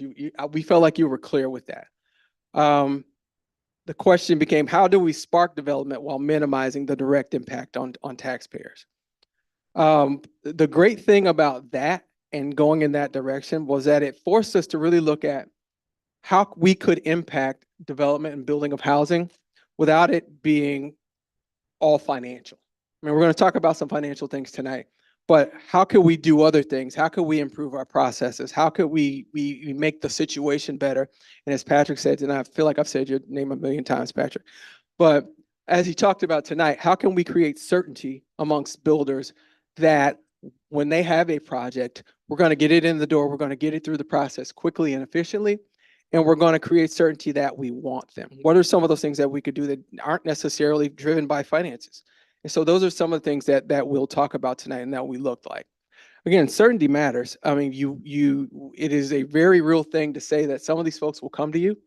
And if they don't know that you're serious within weeks, they'll go next door to Indiana or other states. We've seen it happen. And so how do we eliminate the uncertainty with folks? And again, that's, as I started with, that's not necessarily the answer people want to hear in terms of how do we address this, but it's a part of the puzzle. It's a part of how we address this problem. So one of the things we want to do tonight is to talk about some of the things that have already happened and then really gauge your appetite for some other things. One is your appetite for fee reductions, which Kelly will talk about and give you some financials, which will show you what that could look like. And B, to talk to you about your appetite for a potential standardized incentive program that gives people the certainty that they need to know whether or not they want to build here. And so that'll be our goals tonight. Next slide, please.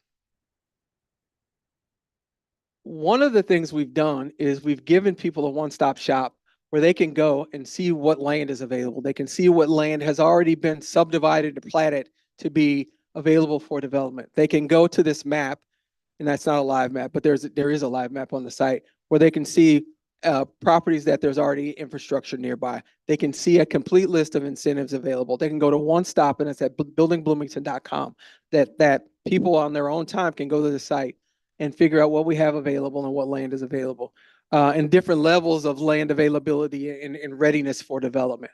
The different shades of green on the map will show sort of the different stages of readiness. Again, it is much less expensive for a developer to come to town and build on a site that already has been platted or subdivided and also has infrastructure nearby versus one that needs all that. So there's a website that shows all of that we've created. Next slide, please.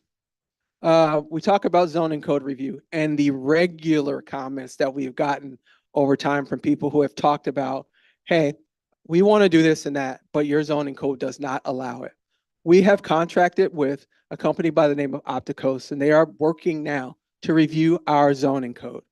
One of the things that it will do is look at our residential zoning districts to determine what are those things in our codes that can be limiting.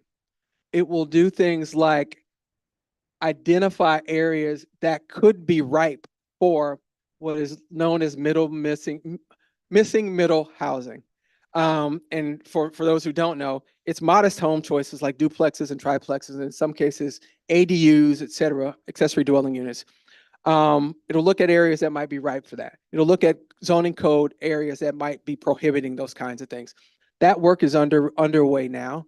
And Kelly, I want to put you on the spot, but we expect them to come back in March.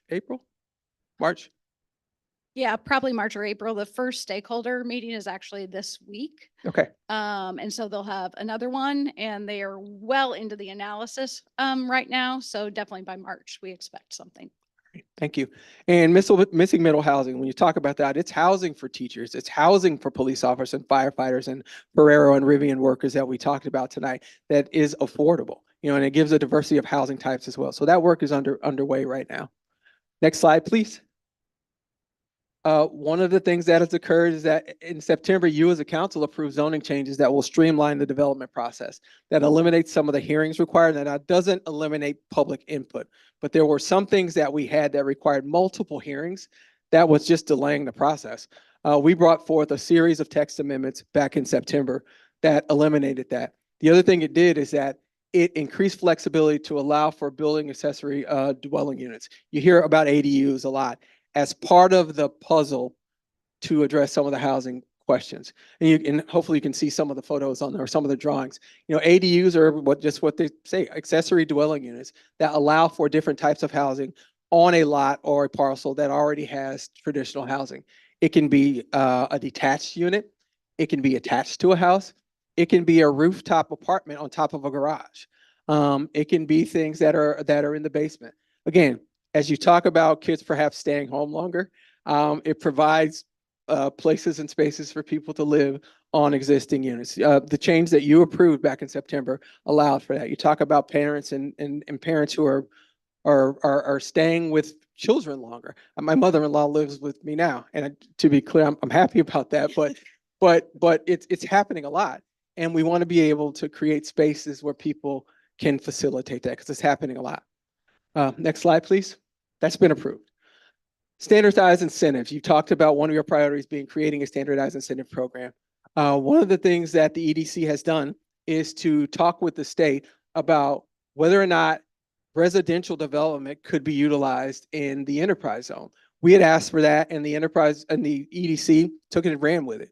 And they've talked to the state in terms of to see if that's something that could be allowed, and it is now allowed. So what does that mean? So when you have construction, obviously contractors and developers have to go out and buy materials. In this case, it will allow for a sales tax abatement on construction materials, which again, anything we can do to help lower the cost of construction is going to be helpful. One of the projects that Kelly is going to talk about tonight as we talk about reduction of fees was an $11 million project. In that case, the estimate would be that they would save $330,000 in sales tax. Again, that's not inconsequential when you're talking about a development project. So that is in place currently. So as projects come forward, this is, if it's in an enterprise zone, that's one of the things that can be offered potentially. Next slide, please. The department reorg that you approved back in November, it wasn't just about reorganization for the sake of reorganization. It wasn't about that at all. But the fact of the matter is that the former Department of Economic and Community Development was too big. It just was. It did not allow us to focus on things such as housing intentionally. It did not allow us to be intentional in going out and seeking people who are doing housing development. We are now able to do that because we split that department into the Development Services Department and the Community Impact Department. The other big thing with this, as we talk about improving our processes, time is money for people who are looking to do development. And so, whereas in the past, the review process was in multiple departments, right now, all of the primary review functions are in the Department of Development Services, which Kelly oversees.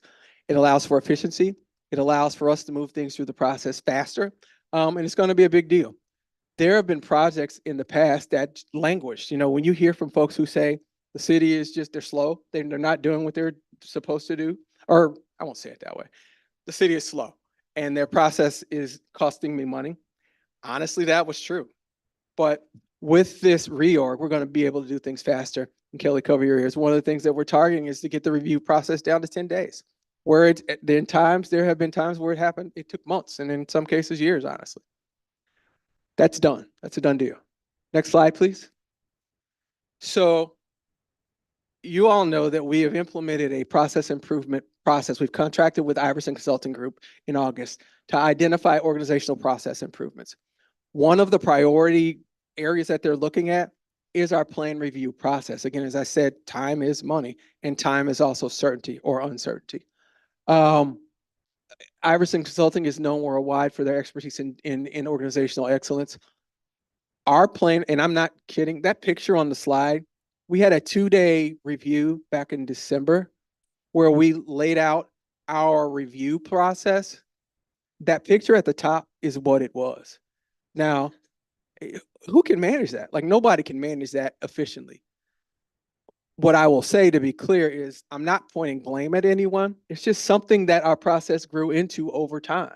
It's, you know, you run into issues where you have a situation that something bad happens. You add a step. You have a situation where the laws change. You add a step. And over time, that just grows into that monster that becomes unmanageable. So one of the things we're doing through TED is to fix that. And I'm with the crew that did that review is in the process of fixing that. I think they had a 60-day window to get some initial improvements. We're close, but we're still working on it. Kelly's shaking her head. But that's one of the things that we're fixing now as part of the process improvement process. Next slide, please. This one I'm really excited about. I don't know if there are any architects or engineers in the room, but as you talk about plan review, what if we were able to implement a self-certification process? We have a lot of architects and engineers in our community that are certified through the state to be able to do the things that we're doing. So instead of people coming in and having to utilize our process, we allow for self-certification where they are able to put their seal on the plans, And in some cases, that can reduce the plan review time to 1 to 5 business days. Again, we've got a lot of talented people in our community, and there are ways that we can do that that allows for this to happen outside of us. It's faster, it's perhaps more efficient. It doesn't reduce the amount of safety because we still have the inspection process that we have to go through. So if things are caught, those are things that we'll see before the development is finished.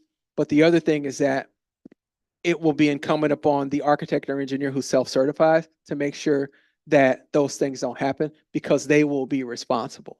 There are cities that are shown on the screen that are currently doing it, including Glenview, Illinois, Phoenix, Dallas, and Chicago. And there are scores of other cities that are doing it now as well. Again, it's another way to address the issue of people saying our process is too slow.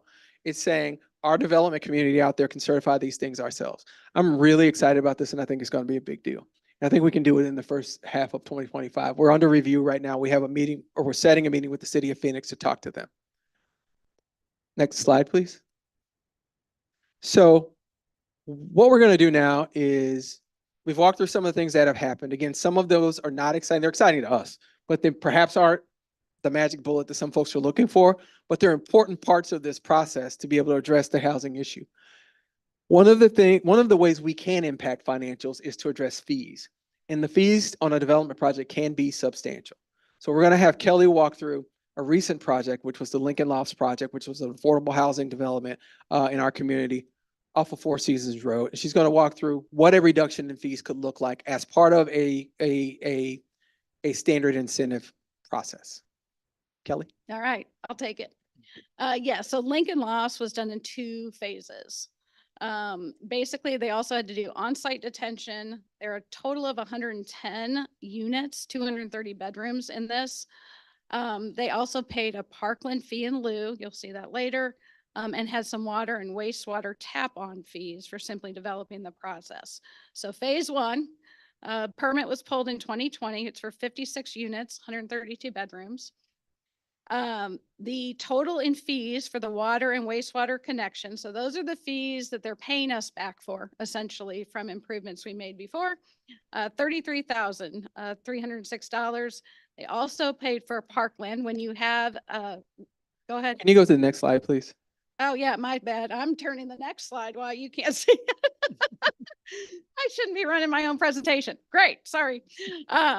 They also paid the Parkland fee in lieu. So rather than setting aside Parkland, they paid a fee of $31,500. There's a plan review fee. This currently, we do not have the ability to waive in code. It is always based on the cost of work. So this is an $11.7 million project. Plan review is $28,000 plus. The permit fees are those which are pulled with the actual building permit. They're also your electrical, HVAC, plumbing, $41,734 in building safety. There are some engineering. They go to the engineering department fees. Those are in right of way. That's what ROW is. The $82.76 for water is primarily meters. Next slide. Lincoln Lofts phase 2. So this was done in 2022, 54 units, 98 bedrooms. They also had tap-on fees for this phase, $32,000. They had Parkland fees of the same and similar to the prior phase. $25,000 in plan review. This building was slightly less expensive. It was a $10.4 million project. Permit fees, $30,000, engineering, $800, and again, meters, about $5,015. Go ahead and next slide, please. So I'm really glad I have this here because I can't see that. So this is proposal A. So general fund money is not your enterprise funds. So that'll be proposal B. So general funds are those funds that come into our general fund. Those are fed by plan review, building and trade and right of ways, and Parkland. So we put together phase 1, phase 2, totaled them out, and then presenting you what 100% discount looks like on those and a 50% discount. On a point of, at the bottom, you'll see Benward. Benward is currently offering a short-term incentive for 50% reduction in its fees. So that's the 119,850. So this is the total project cost. So that both buildings for the 22,132 bedrooms at 100% discount, our city incentive would be 189,543. So Kelly, I'm going to explain something because it would appear as though there's an error here, but there's no error. Okay. So when I talked about us working with other agencies to help address some of the fees and costs, Benward has agreed to reduce their fee for the next 2 years by 50%.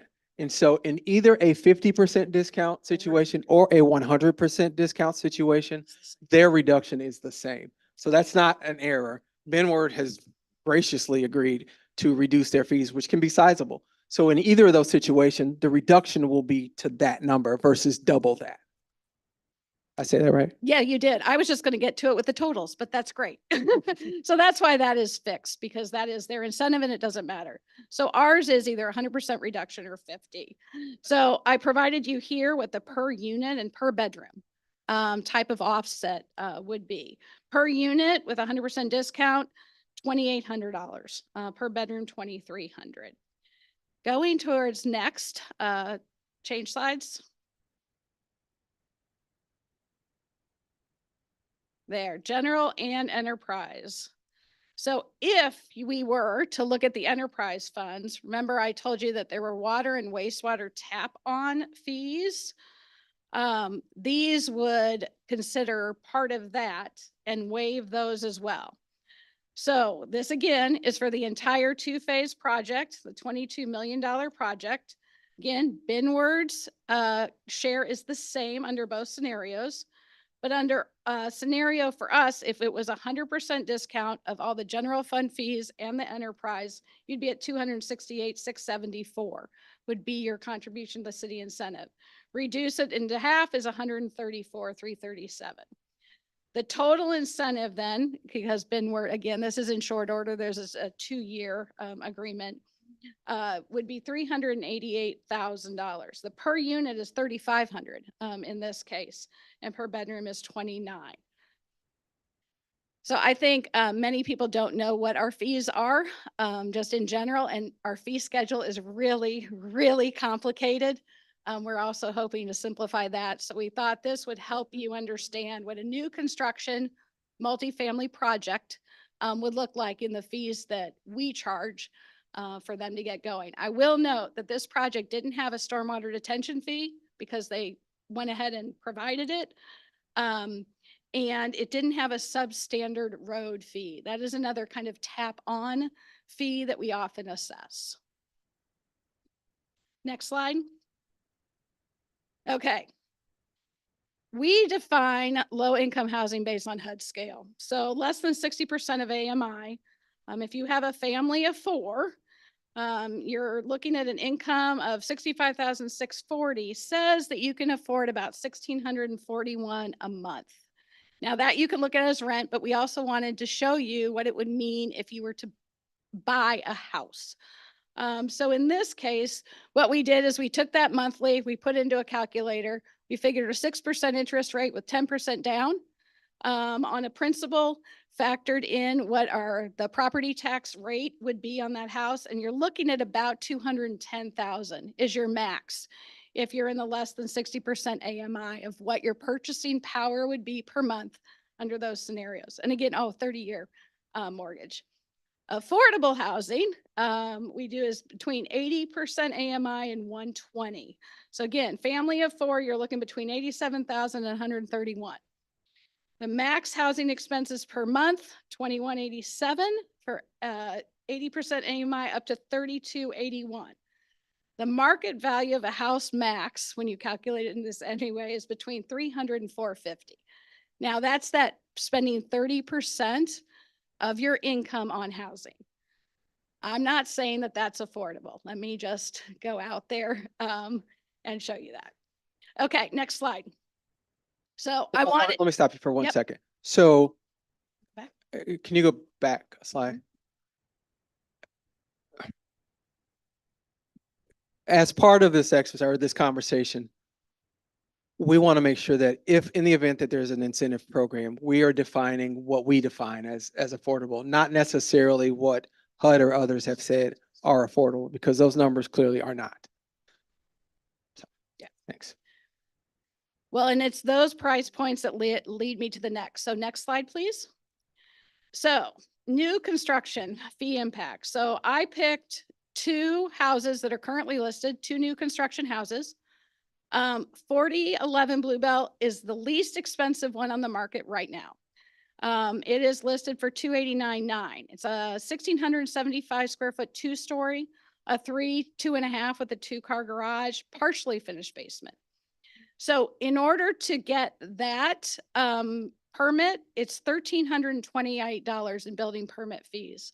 There is no quote plan review fee on single and duplex. The BINWARD cost normally, without their incentive package, is $2,975. So let's say we had a builder that wanted to come in here and do 50 units. If you have no incentives on the permit fees, you're looking at $215,150. If you do 100% of our permit fees and 50% of the BINWARD, you're at $73,625. Looking at the other end of the scale, a 459.9. Again, you've heard about what new construction houses are. So this one is a 1650 ranch. I chose a ranch because they are more expensive per square foot. It's a 3-bedroom, 3-bath, 3-car garage, partially finished basement. Again, $1,446 in building permit fees. Not much difference in building permit fees between a 289 and a 459. Again, BINWARD's also the same. So that particular one had an annexation fee. So we do have certain agreements that some of the original developer fees that would have been paid at final platting are actually deferred to the lot build. So, or when they sell the lot. So in this case, this subdivision has a 755-degree annexation.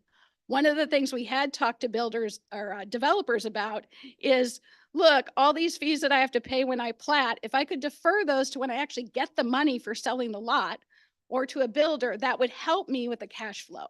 But again, it all comes out at some point, and if we pass it on to the builder, it raises the cost of construction.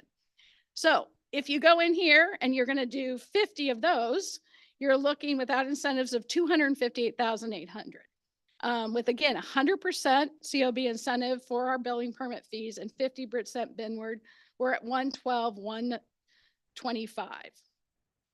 So just a kind of a marked difference, but I think it's really important. Our building permit fees on a single family house are just not very significant. When you do get into a multifamily, but it's still about 1% of what you've got. You got a $22 million building, you're at about 1% is our fees. So I think that's just important that we let you know kind of where those numbers are because it is not usual and it's very difficult to see with our schedule of fees. And then next slide, I can turn it back over to Billy for anything I missed as well as here. Thank you. And so a couple of things we wanted to ask of you tonight. One is we've talked a lot about over the last several months about the possibility of creating a standardized incentive program. It was one of your priorities. Again, realizing that there wasn't a desire to be the financier or development partner where you're giving directly hundreds of thousands to millions of dollars to people. And so we are coming forward with a possible standardized incentive that accomplishes that, we believe, but that also utilizes some of the existing tools that can be used to help fund projects. We talked some tonight about TIF districts. We talked some tonight about enterprise zones. And so our thought is that we would recommend potentially for your consideration a standardized incentive whereby if a project were in a TIF district and an enterprise zone, we would offer 75% of the TIF increment for TIF eligible cost that was generated by the site. Ellen told me to make sure I said that. So if it's in a TIF district and an enterprise zone, 75% of the TIF increment for TIF eligible costs. 50 to or 100% of the fees waived, depending upon what you had to say tonight in terms of whether you had a preference. As we talked about earlier, it would offer sales taxes waived on construction materials. If there were retail or restaurant or commercial, up to 50% of the sales or food and beverage tax offered. And then what we're calling a density bonus, whereby we would say if someone is building affordable housing or low to moderate income housing, they would be allowed higher densities in terms of the number of units to be built in order to make the project cash flow, and frankly, to get a higher number of affordable houses built. So one part of the incentive would be if the project is in a TIF district or enterprise zone, 75% plus fees waived, plus sales tax was waived, plus a sales tax rebate on food and beverage or sales, plus the density bonus. If it's in an enterprise zone only, 50 to 100% of the fees waived, depending on your appetite tonight. Sales tax is waived on construction materials. Again, with retail or restaurant, a sharing of the sales or food and beverage tax. And again, that same density bonus again for affordable or low moderate income housing. And then there will be properties who are outside of any of those incentive zones that currently exist. Again, it's like graduated. So 50 to 100% of the fees waived. Sharing of sales or food and beverage in the event that there's a commercial or restaurant part of the development. And again, the same density bonus. And what we've done at the bottom of those different areas is to show what Lincoln Lofts might have realized were these in place. And so if Lincoln Lofts were in a TIF district and enterprise zone, it was an $11 million project. They would have saved $760,000 in fees, plus $760,000 in fees, plus up to $900,000 in TIF eligible expenses. Now, this is an estimate. So that's $1.6 million in incentive if it were in a TIF district or an enterprise zone. To be clear, that's if the property value didn't go up over time. That's if the tax rate didn't go up over time. That's it. Other things didn't increase to generate more of an incentive. That's if nothing changed from now. Same on the enterprise zone only properties. Again, there would be savings in the fees only because you wouldn't have a TIF district for which to give incentive. And finally, properties outside of the incentive zones, they would realize less because they don't have TIF incentives to give or fee reductions. And so one of the things we talked about was creating certainty. And one of the things we've talked about is developers wanting to know what they're getting on the front end so they can start to make decisions. Our thought would be if you have an appetite for a reduction of fees that Kelly talked about earlier, offering something like this as a standard incentive along with all the other things that we've talked about. The other thing I want to make sure that I mention is that there are other financing tools out there that other entities provide that can provide direct financial benefit. You talk about new market tax credits, which are a possibility depending upon whether or not we qualify. Talk about LIHTC, low income housing tax credits, historic tax credits, and some of the state affordability tax credits that are available through our other partner agencies that would go on top of these things. So our question is whether, other than whatever questions you have, is there an appetite for reduction of fees? And if so, 50%, 100%, something in the middle, and whether you would support a standardized incentive such as this. Anything to add, Kelly, at all?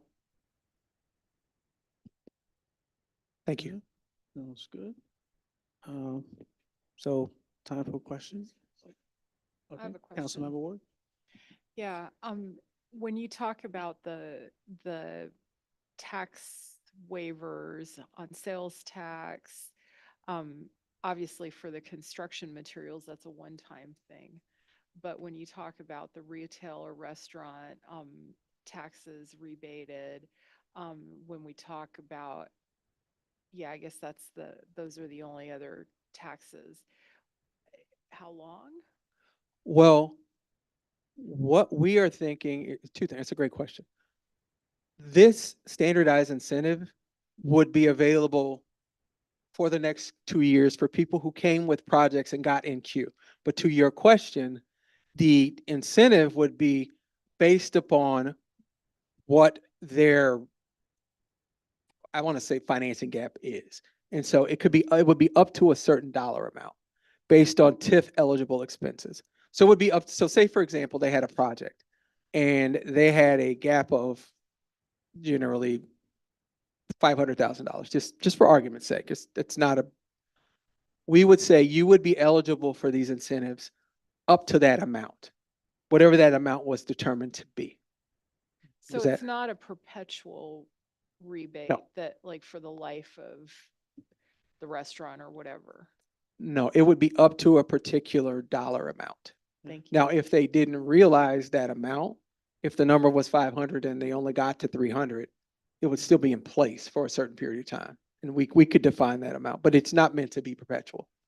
Thank you. That clarifies it. I Mm-hmm. think that's important because, I mean, one of the things that we were just hearing tonight is, right, we should have the housing and the building happening here within the community, rather than letting people live outside the community because it brings all the sales tax and all the, you know, stuff to us. So if we're rebating all of that, that doesn't make any sense to me if it's perpetual. That is Get correct. the incentive part. And so if the question is, would I support an incentive package like this? I'm open to that. Okay. And you raise a good point in terms of making sure we're collecting some of the sales taxes coming in. That's why we didn't say 100%. We wanted to be able to add to the totals that we could give to try and bring down the cost of construction. And this is something that we've done before with other, developments. I can think of Egg Republic, for example, where we just kind of capped it at a certain amount. That's absolutely correct. That's absolutely correct. Okay, you have another question? I'm sorry. I'm just wanting to say I'm very supportive of something standardized for two reasons. One is a sense of fairness. And secondly, the idea that it allows us to move more quickly rather than to have to drag things out. That is correct. And also the certainty that you mentioned. Absolutely. People know right off the gate what it is. Okay. Absolutely. Councilmember Monty? Well, first of all, thank you. Really appreciate also to the emphasis on process. And as you think about that as well, I mean, there are a lot of opportunities for you to calculate the labor cost savings internally in the city as well for not having all of that long lead time as you go through approvals and things.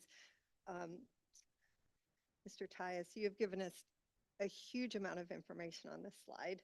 And for me, I personally feel it would be a bit reckless for me to react in the moment without really thinking about it. As you talk about, the Lincoln Lofts and they would have saved, well, they built the project. So, we're talking about a significant amount of money, there that we're using as a hypothetical. But as I think about something like the food and beverage, what's on my mind is the existing restaurants, the existing businesses that we have, and what are we doing to ensure that there aren't unintended consequences of creating disadvantage to them competitively for incenting new.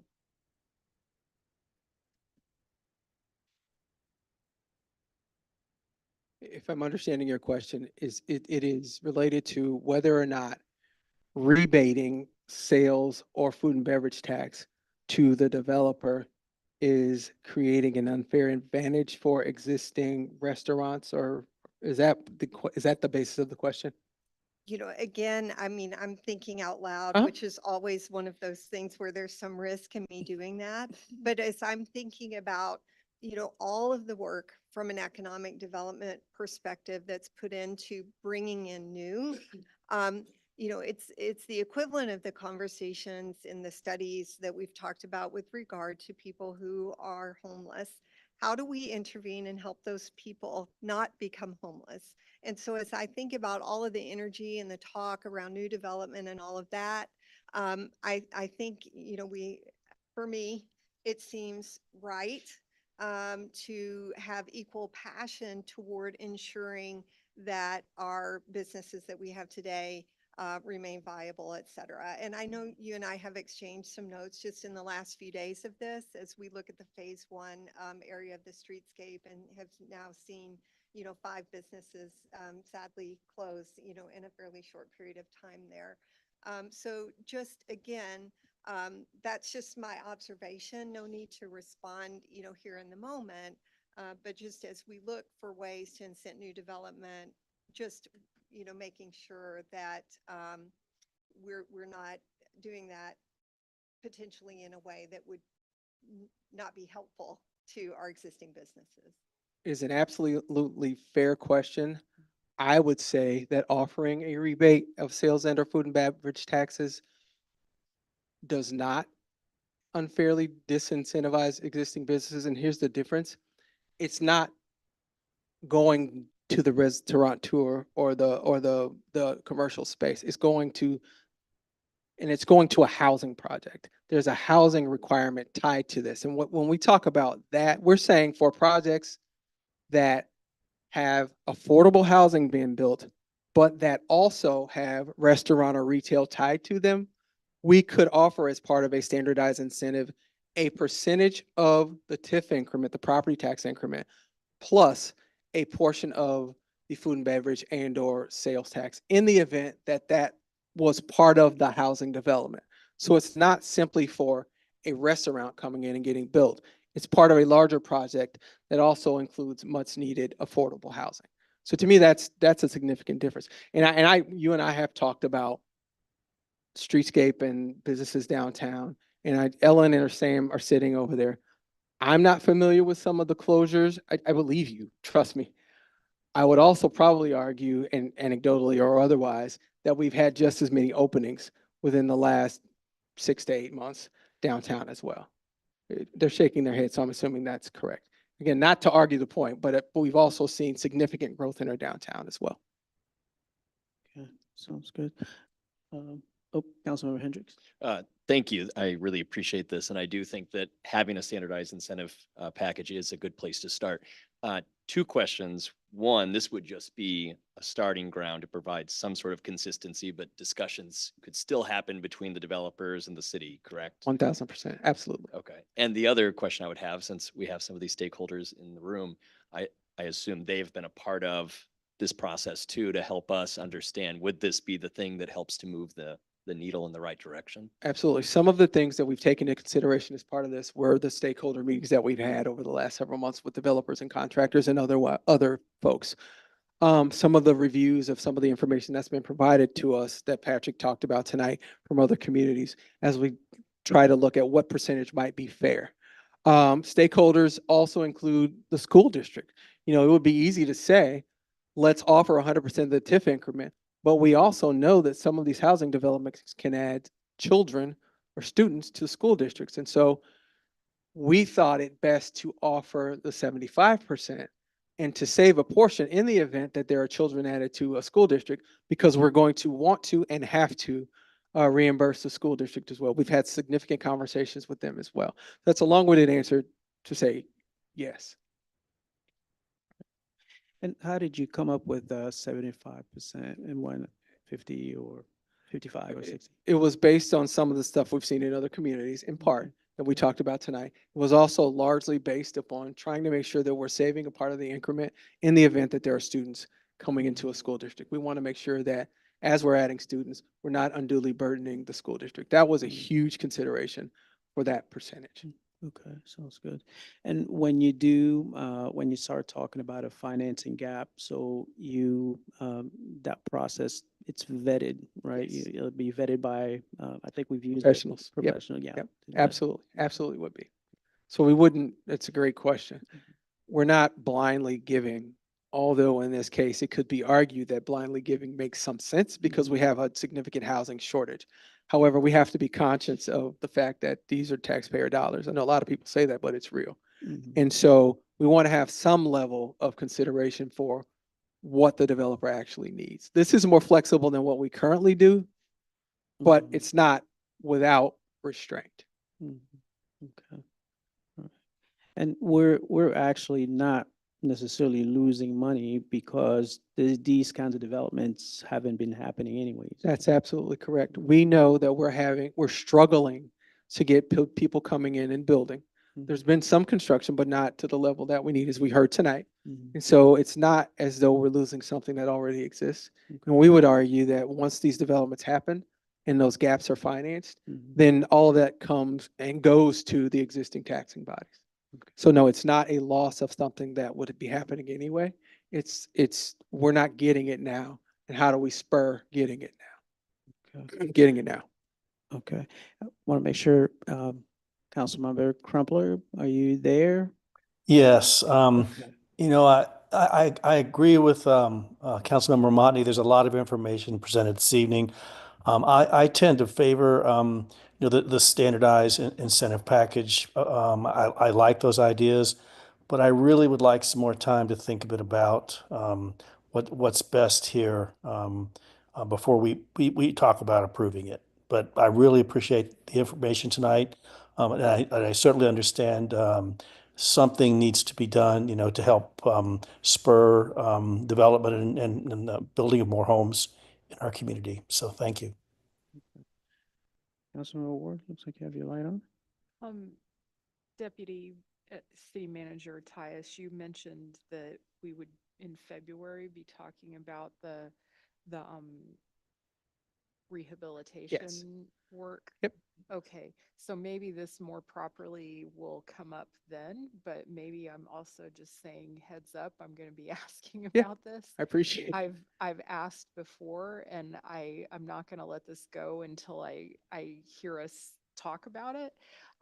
What can and are we able to do with regard to incentivizing the development and the rehabilitation of rundown and vacant properties in our community that doesn't lead to property tax increases for people who are actually doing those repairs, and instead puts the tax burden on people who are out of town landowners, out of town slumlords who are sitting on properties and not doing anything. The city of Detroit has worked on this. This is not a new idea.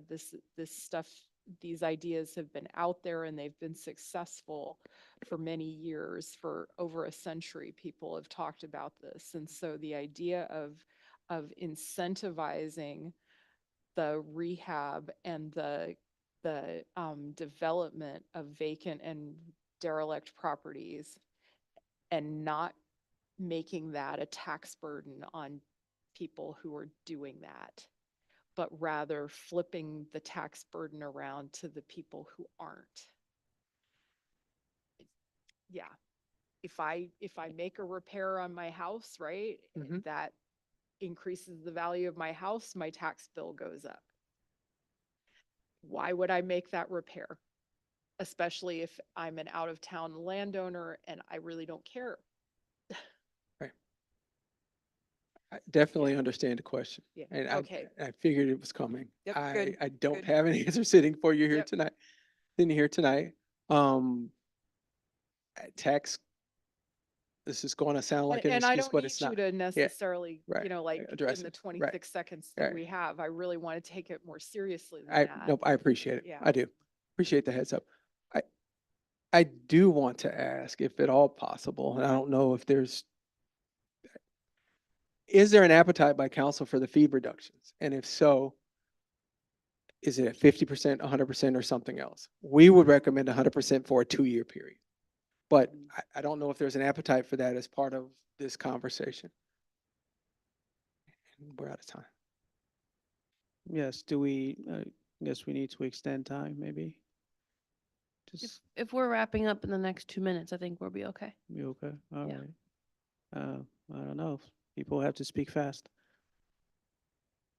I would need to see it in the context of the balance of the city's financials and how they're projected out in the coming months and years.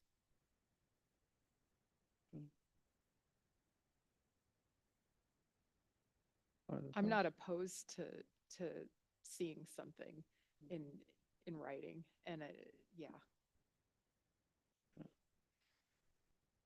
And when you say that, similar to what Councilmember Motney just said, Is that what you mean? Yeah, and between 50 and 100, yeah. Okay, so want to make sure I understand. The numbers Kelly showed tonight shows what it would be on an example project. That's going to vary depending upon the number of units. So I want to make sure I understand the question. You want to know what such a reduction could mean if it over the next 2 years for the city's finances. In other words, what are we losing generally? I just want to make sure I'm What are understanding. we bringing in right now? Right, that's Right? what I'm And- asking. And how does this compare? I mean, Right. is this a drop in the bucket compared to what we are bringing in or not? I don't want to put words in your mouth, Councilwoman Motney, but that seems reasonable. I mean, no, I mean, I agree with that. I just think, again, anytime we're talking about any amount of money, I think it just needs to be within the context of the broader financial picture so we can understand and make sure we're making fiscally responsible decisions. Just part of my thought here is we're discussing incentivizing things that wouldn't happen otherwise. So we also wouldn't be projecting revenue from those things. So it is good. I'm just learning now, our revenues, on how we do for various permits. I'm actually meeting with finance tomorrow.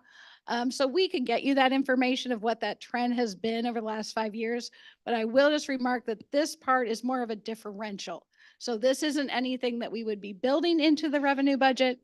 We're hoping these would be those that wouldn't happen otherwise. So, I mean, if there's ways to understand it, again, has been a lot of information. And if we have had prior projects flowing through our pipeline, so to speak, that we have been collecting these fees on, and now we have new projects flowing through the city's new development process that would not be collecting these fees. There's a delta between A and B. And what's that impact longer term? Again, I'm not trying to introduce, a more complicated view of this. Obviously, we have an opportunity to talk about innovative ways, and you've set forth many good ideas for us to think about tonight. But to give it a thumbs up or thumbs down in the moment, I mean, I just personally don't feel like I have enough information to do that. It's a fair question if I would, but if I may, I would say unequivocally, we can get the information first and foremost. I want to start there, all right? But what I would say is that the problem is that we haven't been seeing these developments over the last several years because we've had almost a complete shutdown in housing development in our community. So one of the reasons that we're proposing this something different is because we haven't been seeing the kind of development to be able to provide an accurate measure of what we might be changing because it's not happening right now. And do you think, so you said 2 years? We are suggesting a limited period for this standardized incentive for people who get in the queue in terms of building an affordable housing development within the next 2 years. We would offer this or something similar if you ultimately had an appetite for it. And when do they get let's say, the stamp of approval? Okay, you have it. We would talk, there'd be a redevelopment agreement. Okay. And when they came in, we would talk to similar to what we've done with other projects. And then you would approve it. Okay? You as a council Right. and would approve it. Yeah, I'm just curious, just in terms of, just the flow of it. If 2 years is actually enough, is 3 years better, or why did you stop at 2? Because it was there's no magic number, but it was a number that gave people enough time based on our experience in negotiating working with these companies to get a concrete plan in place enough Got it. so that we could offer an incentive and to know that they were for real. Okay. So Sounds good. we would be hopeful that we would have several projects within that 2 year period, not just 1 or 2. But we needed a window to be able to say, if you come forward within this period, we can offer, that this is what you would get. Okay. Cool. That sounds good. Mayor, can I just, so we presented two things. One was general funds. One was the enterprise funds. Mhm. So, without regard, to exact numbers, I would love to know your appetite for doing those also enterprise funds, or again, parkland fee in lieu. That's not insignificant for a multifamily project.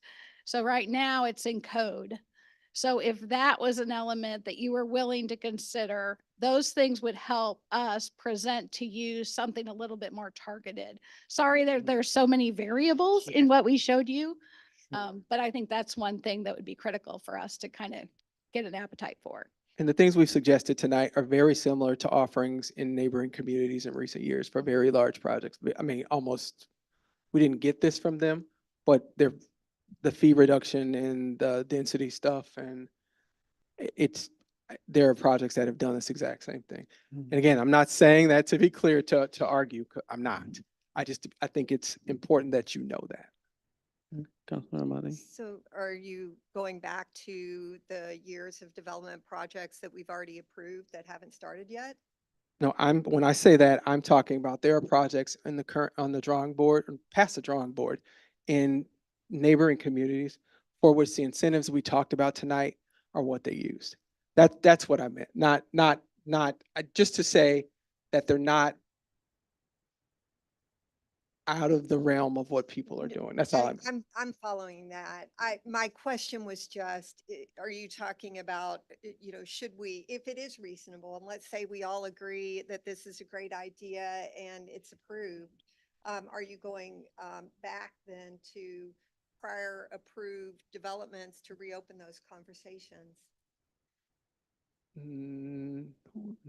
No, but if they came forward to talk with us, we would absolutely talk with them about this possibility. Absolutely.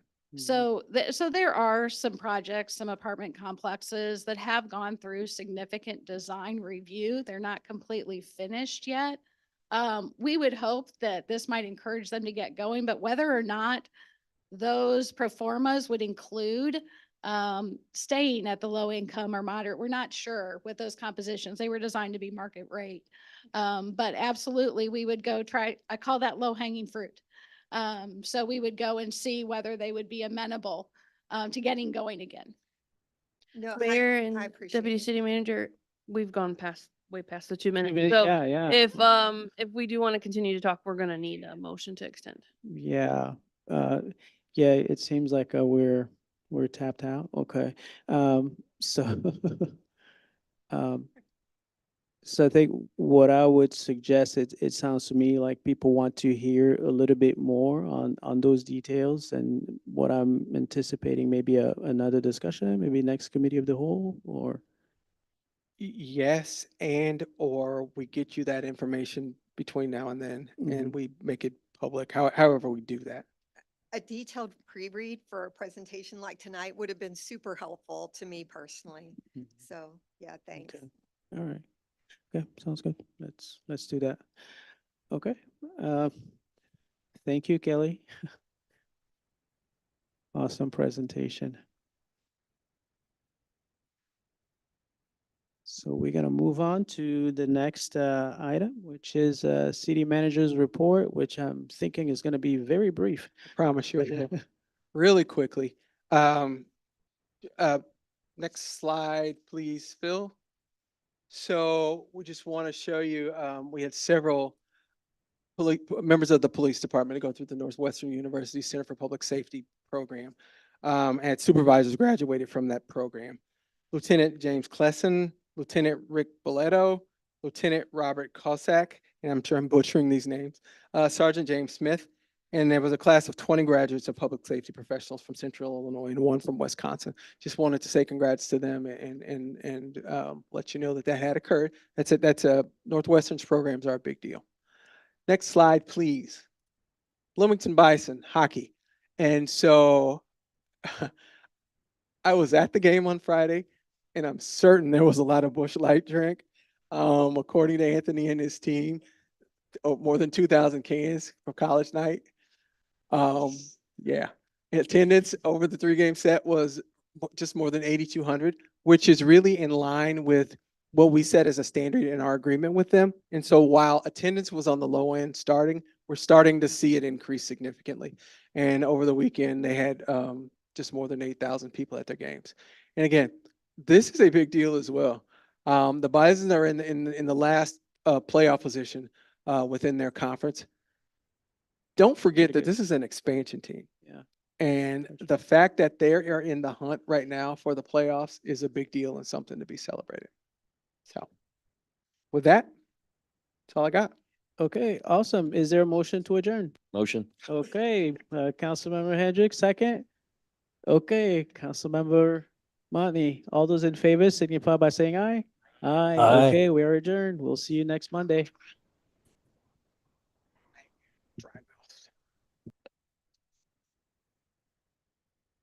Right. And that was the purpose of that, but I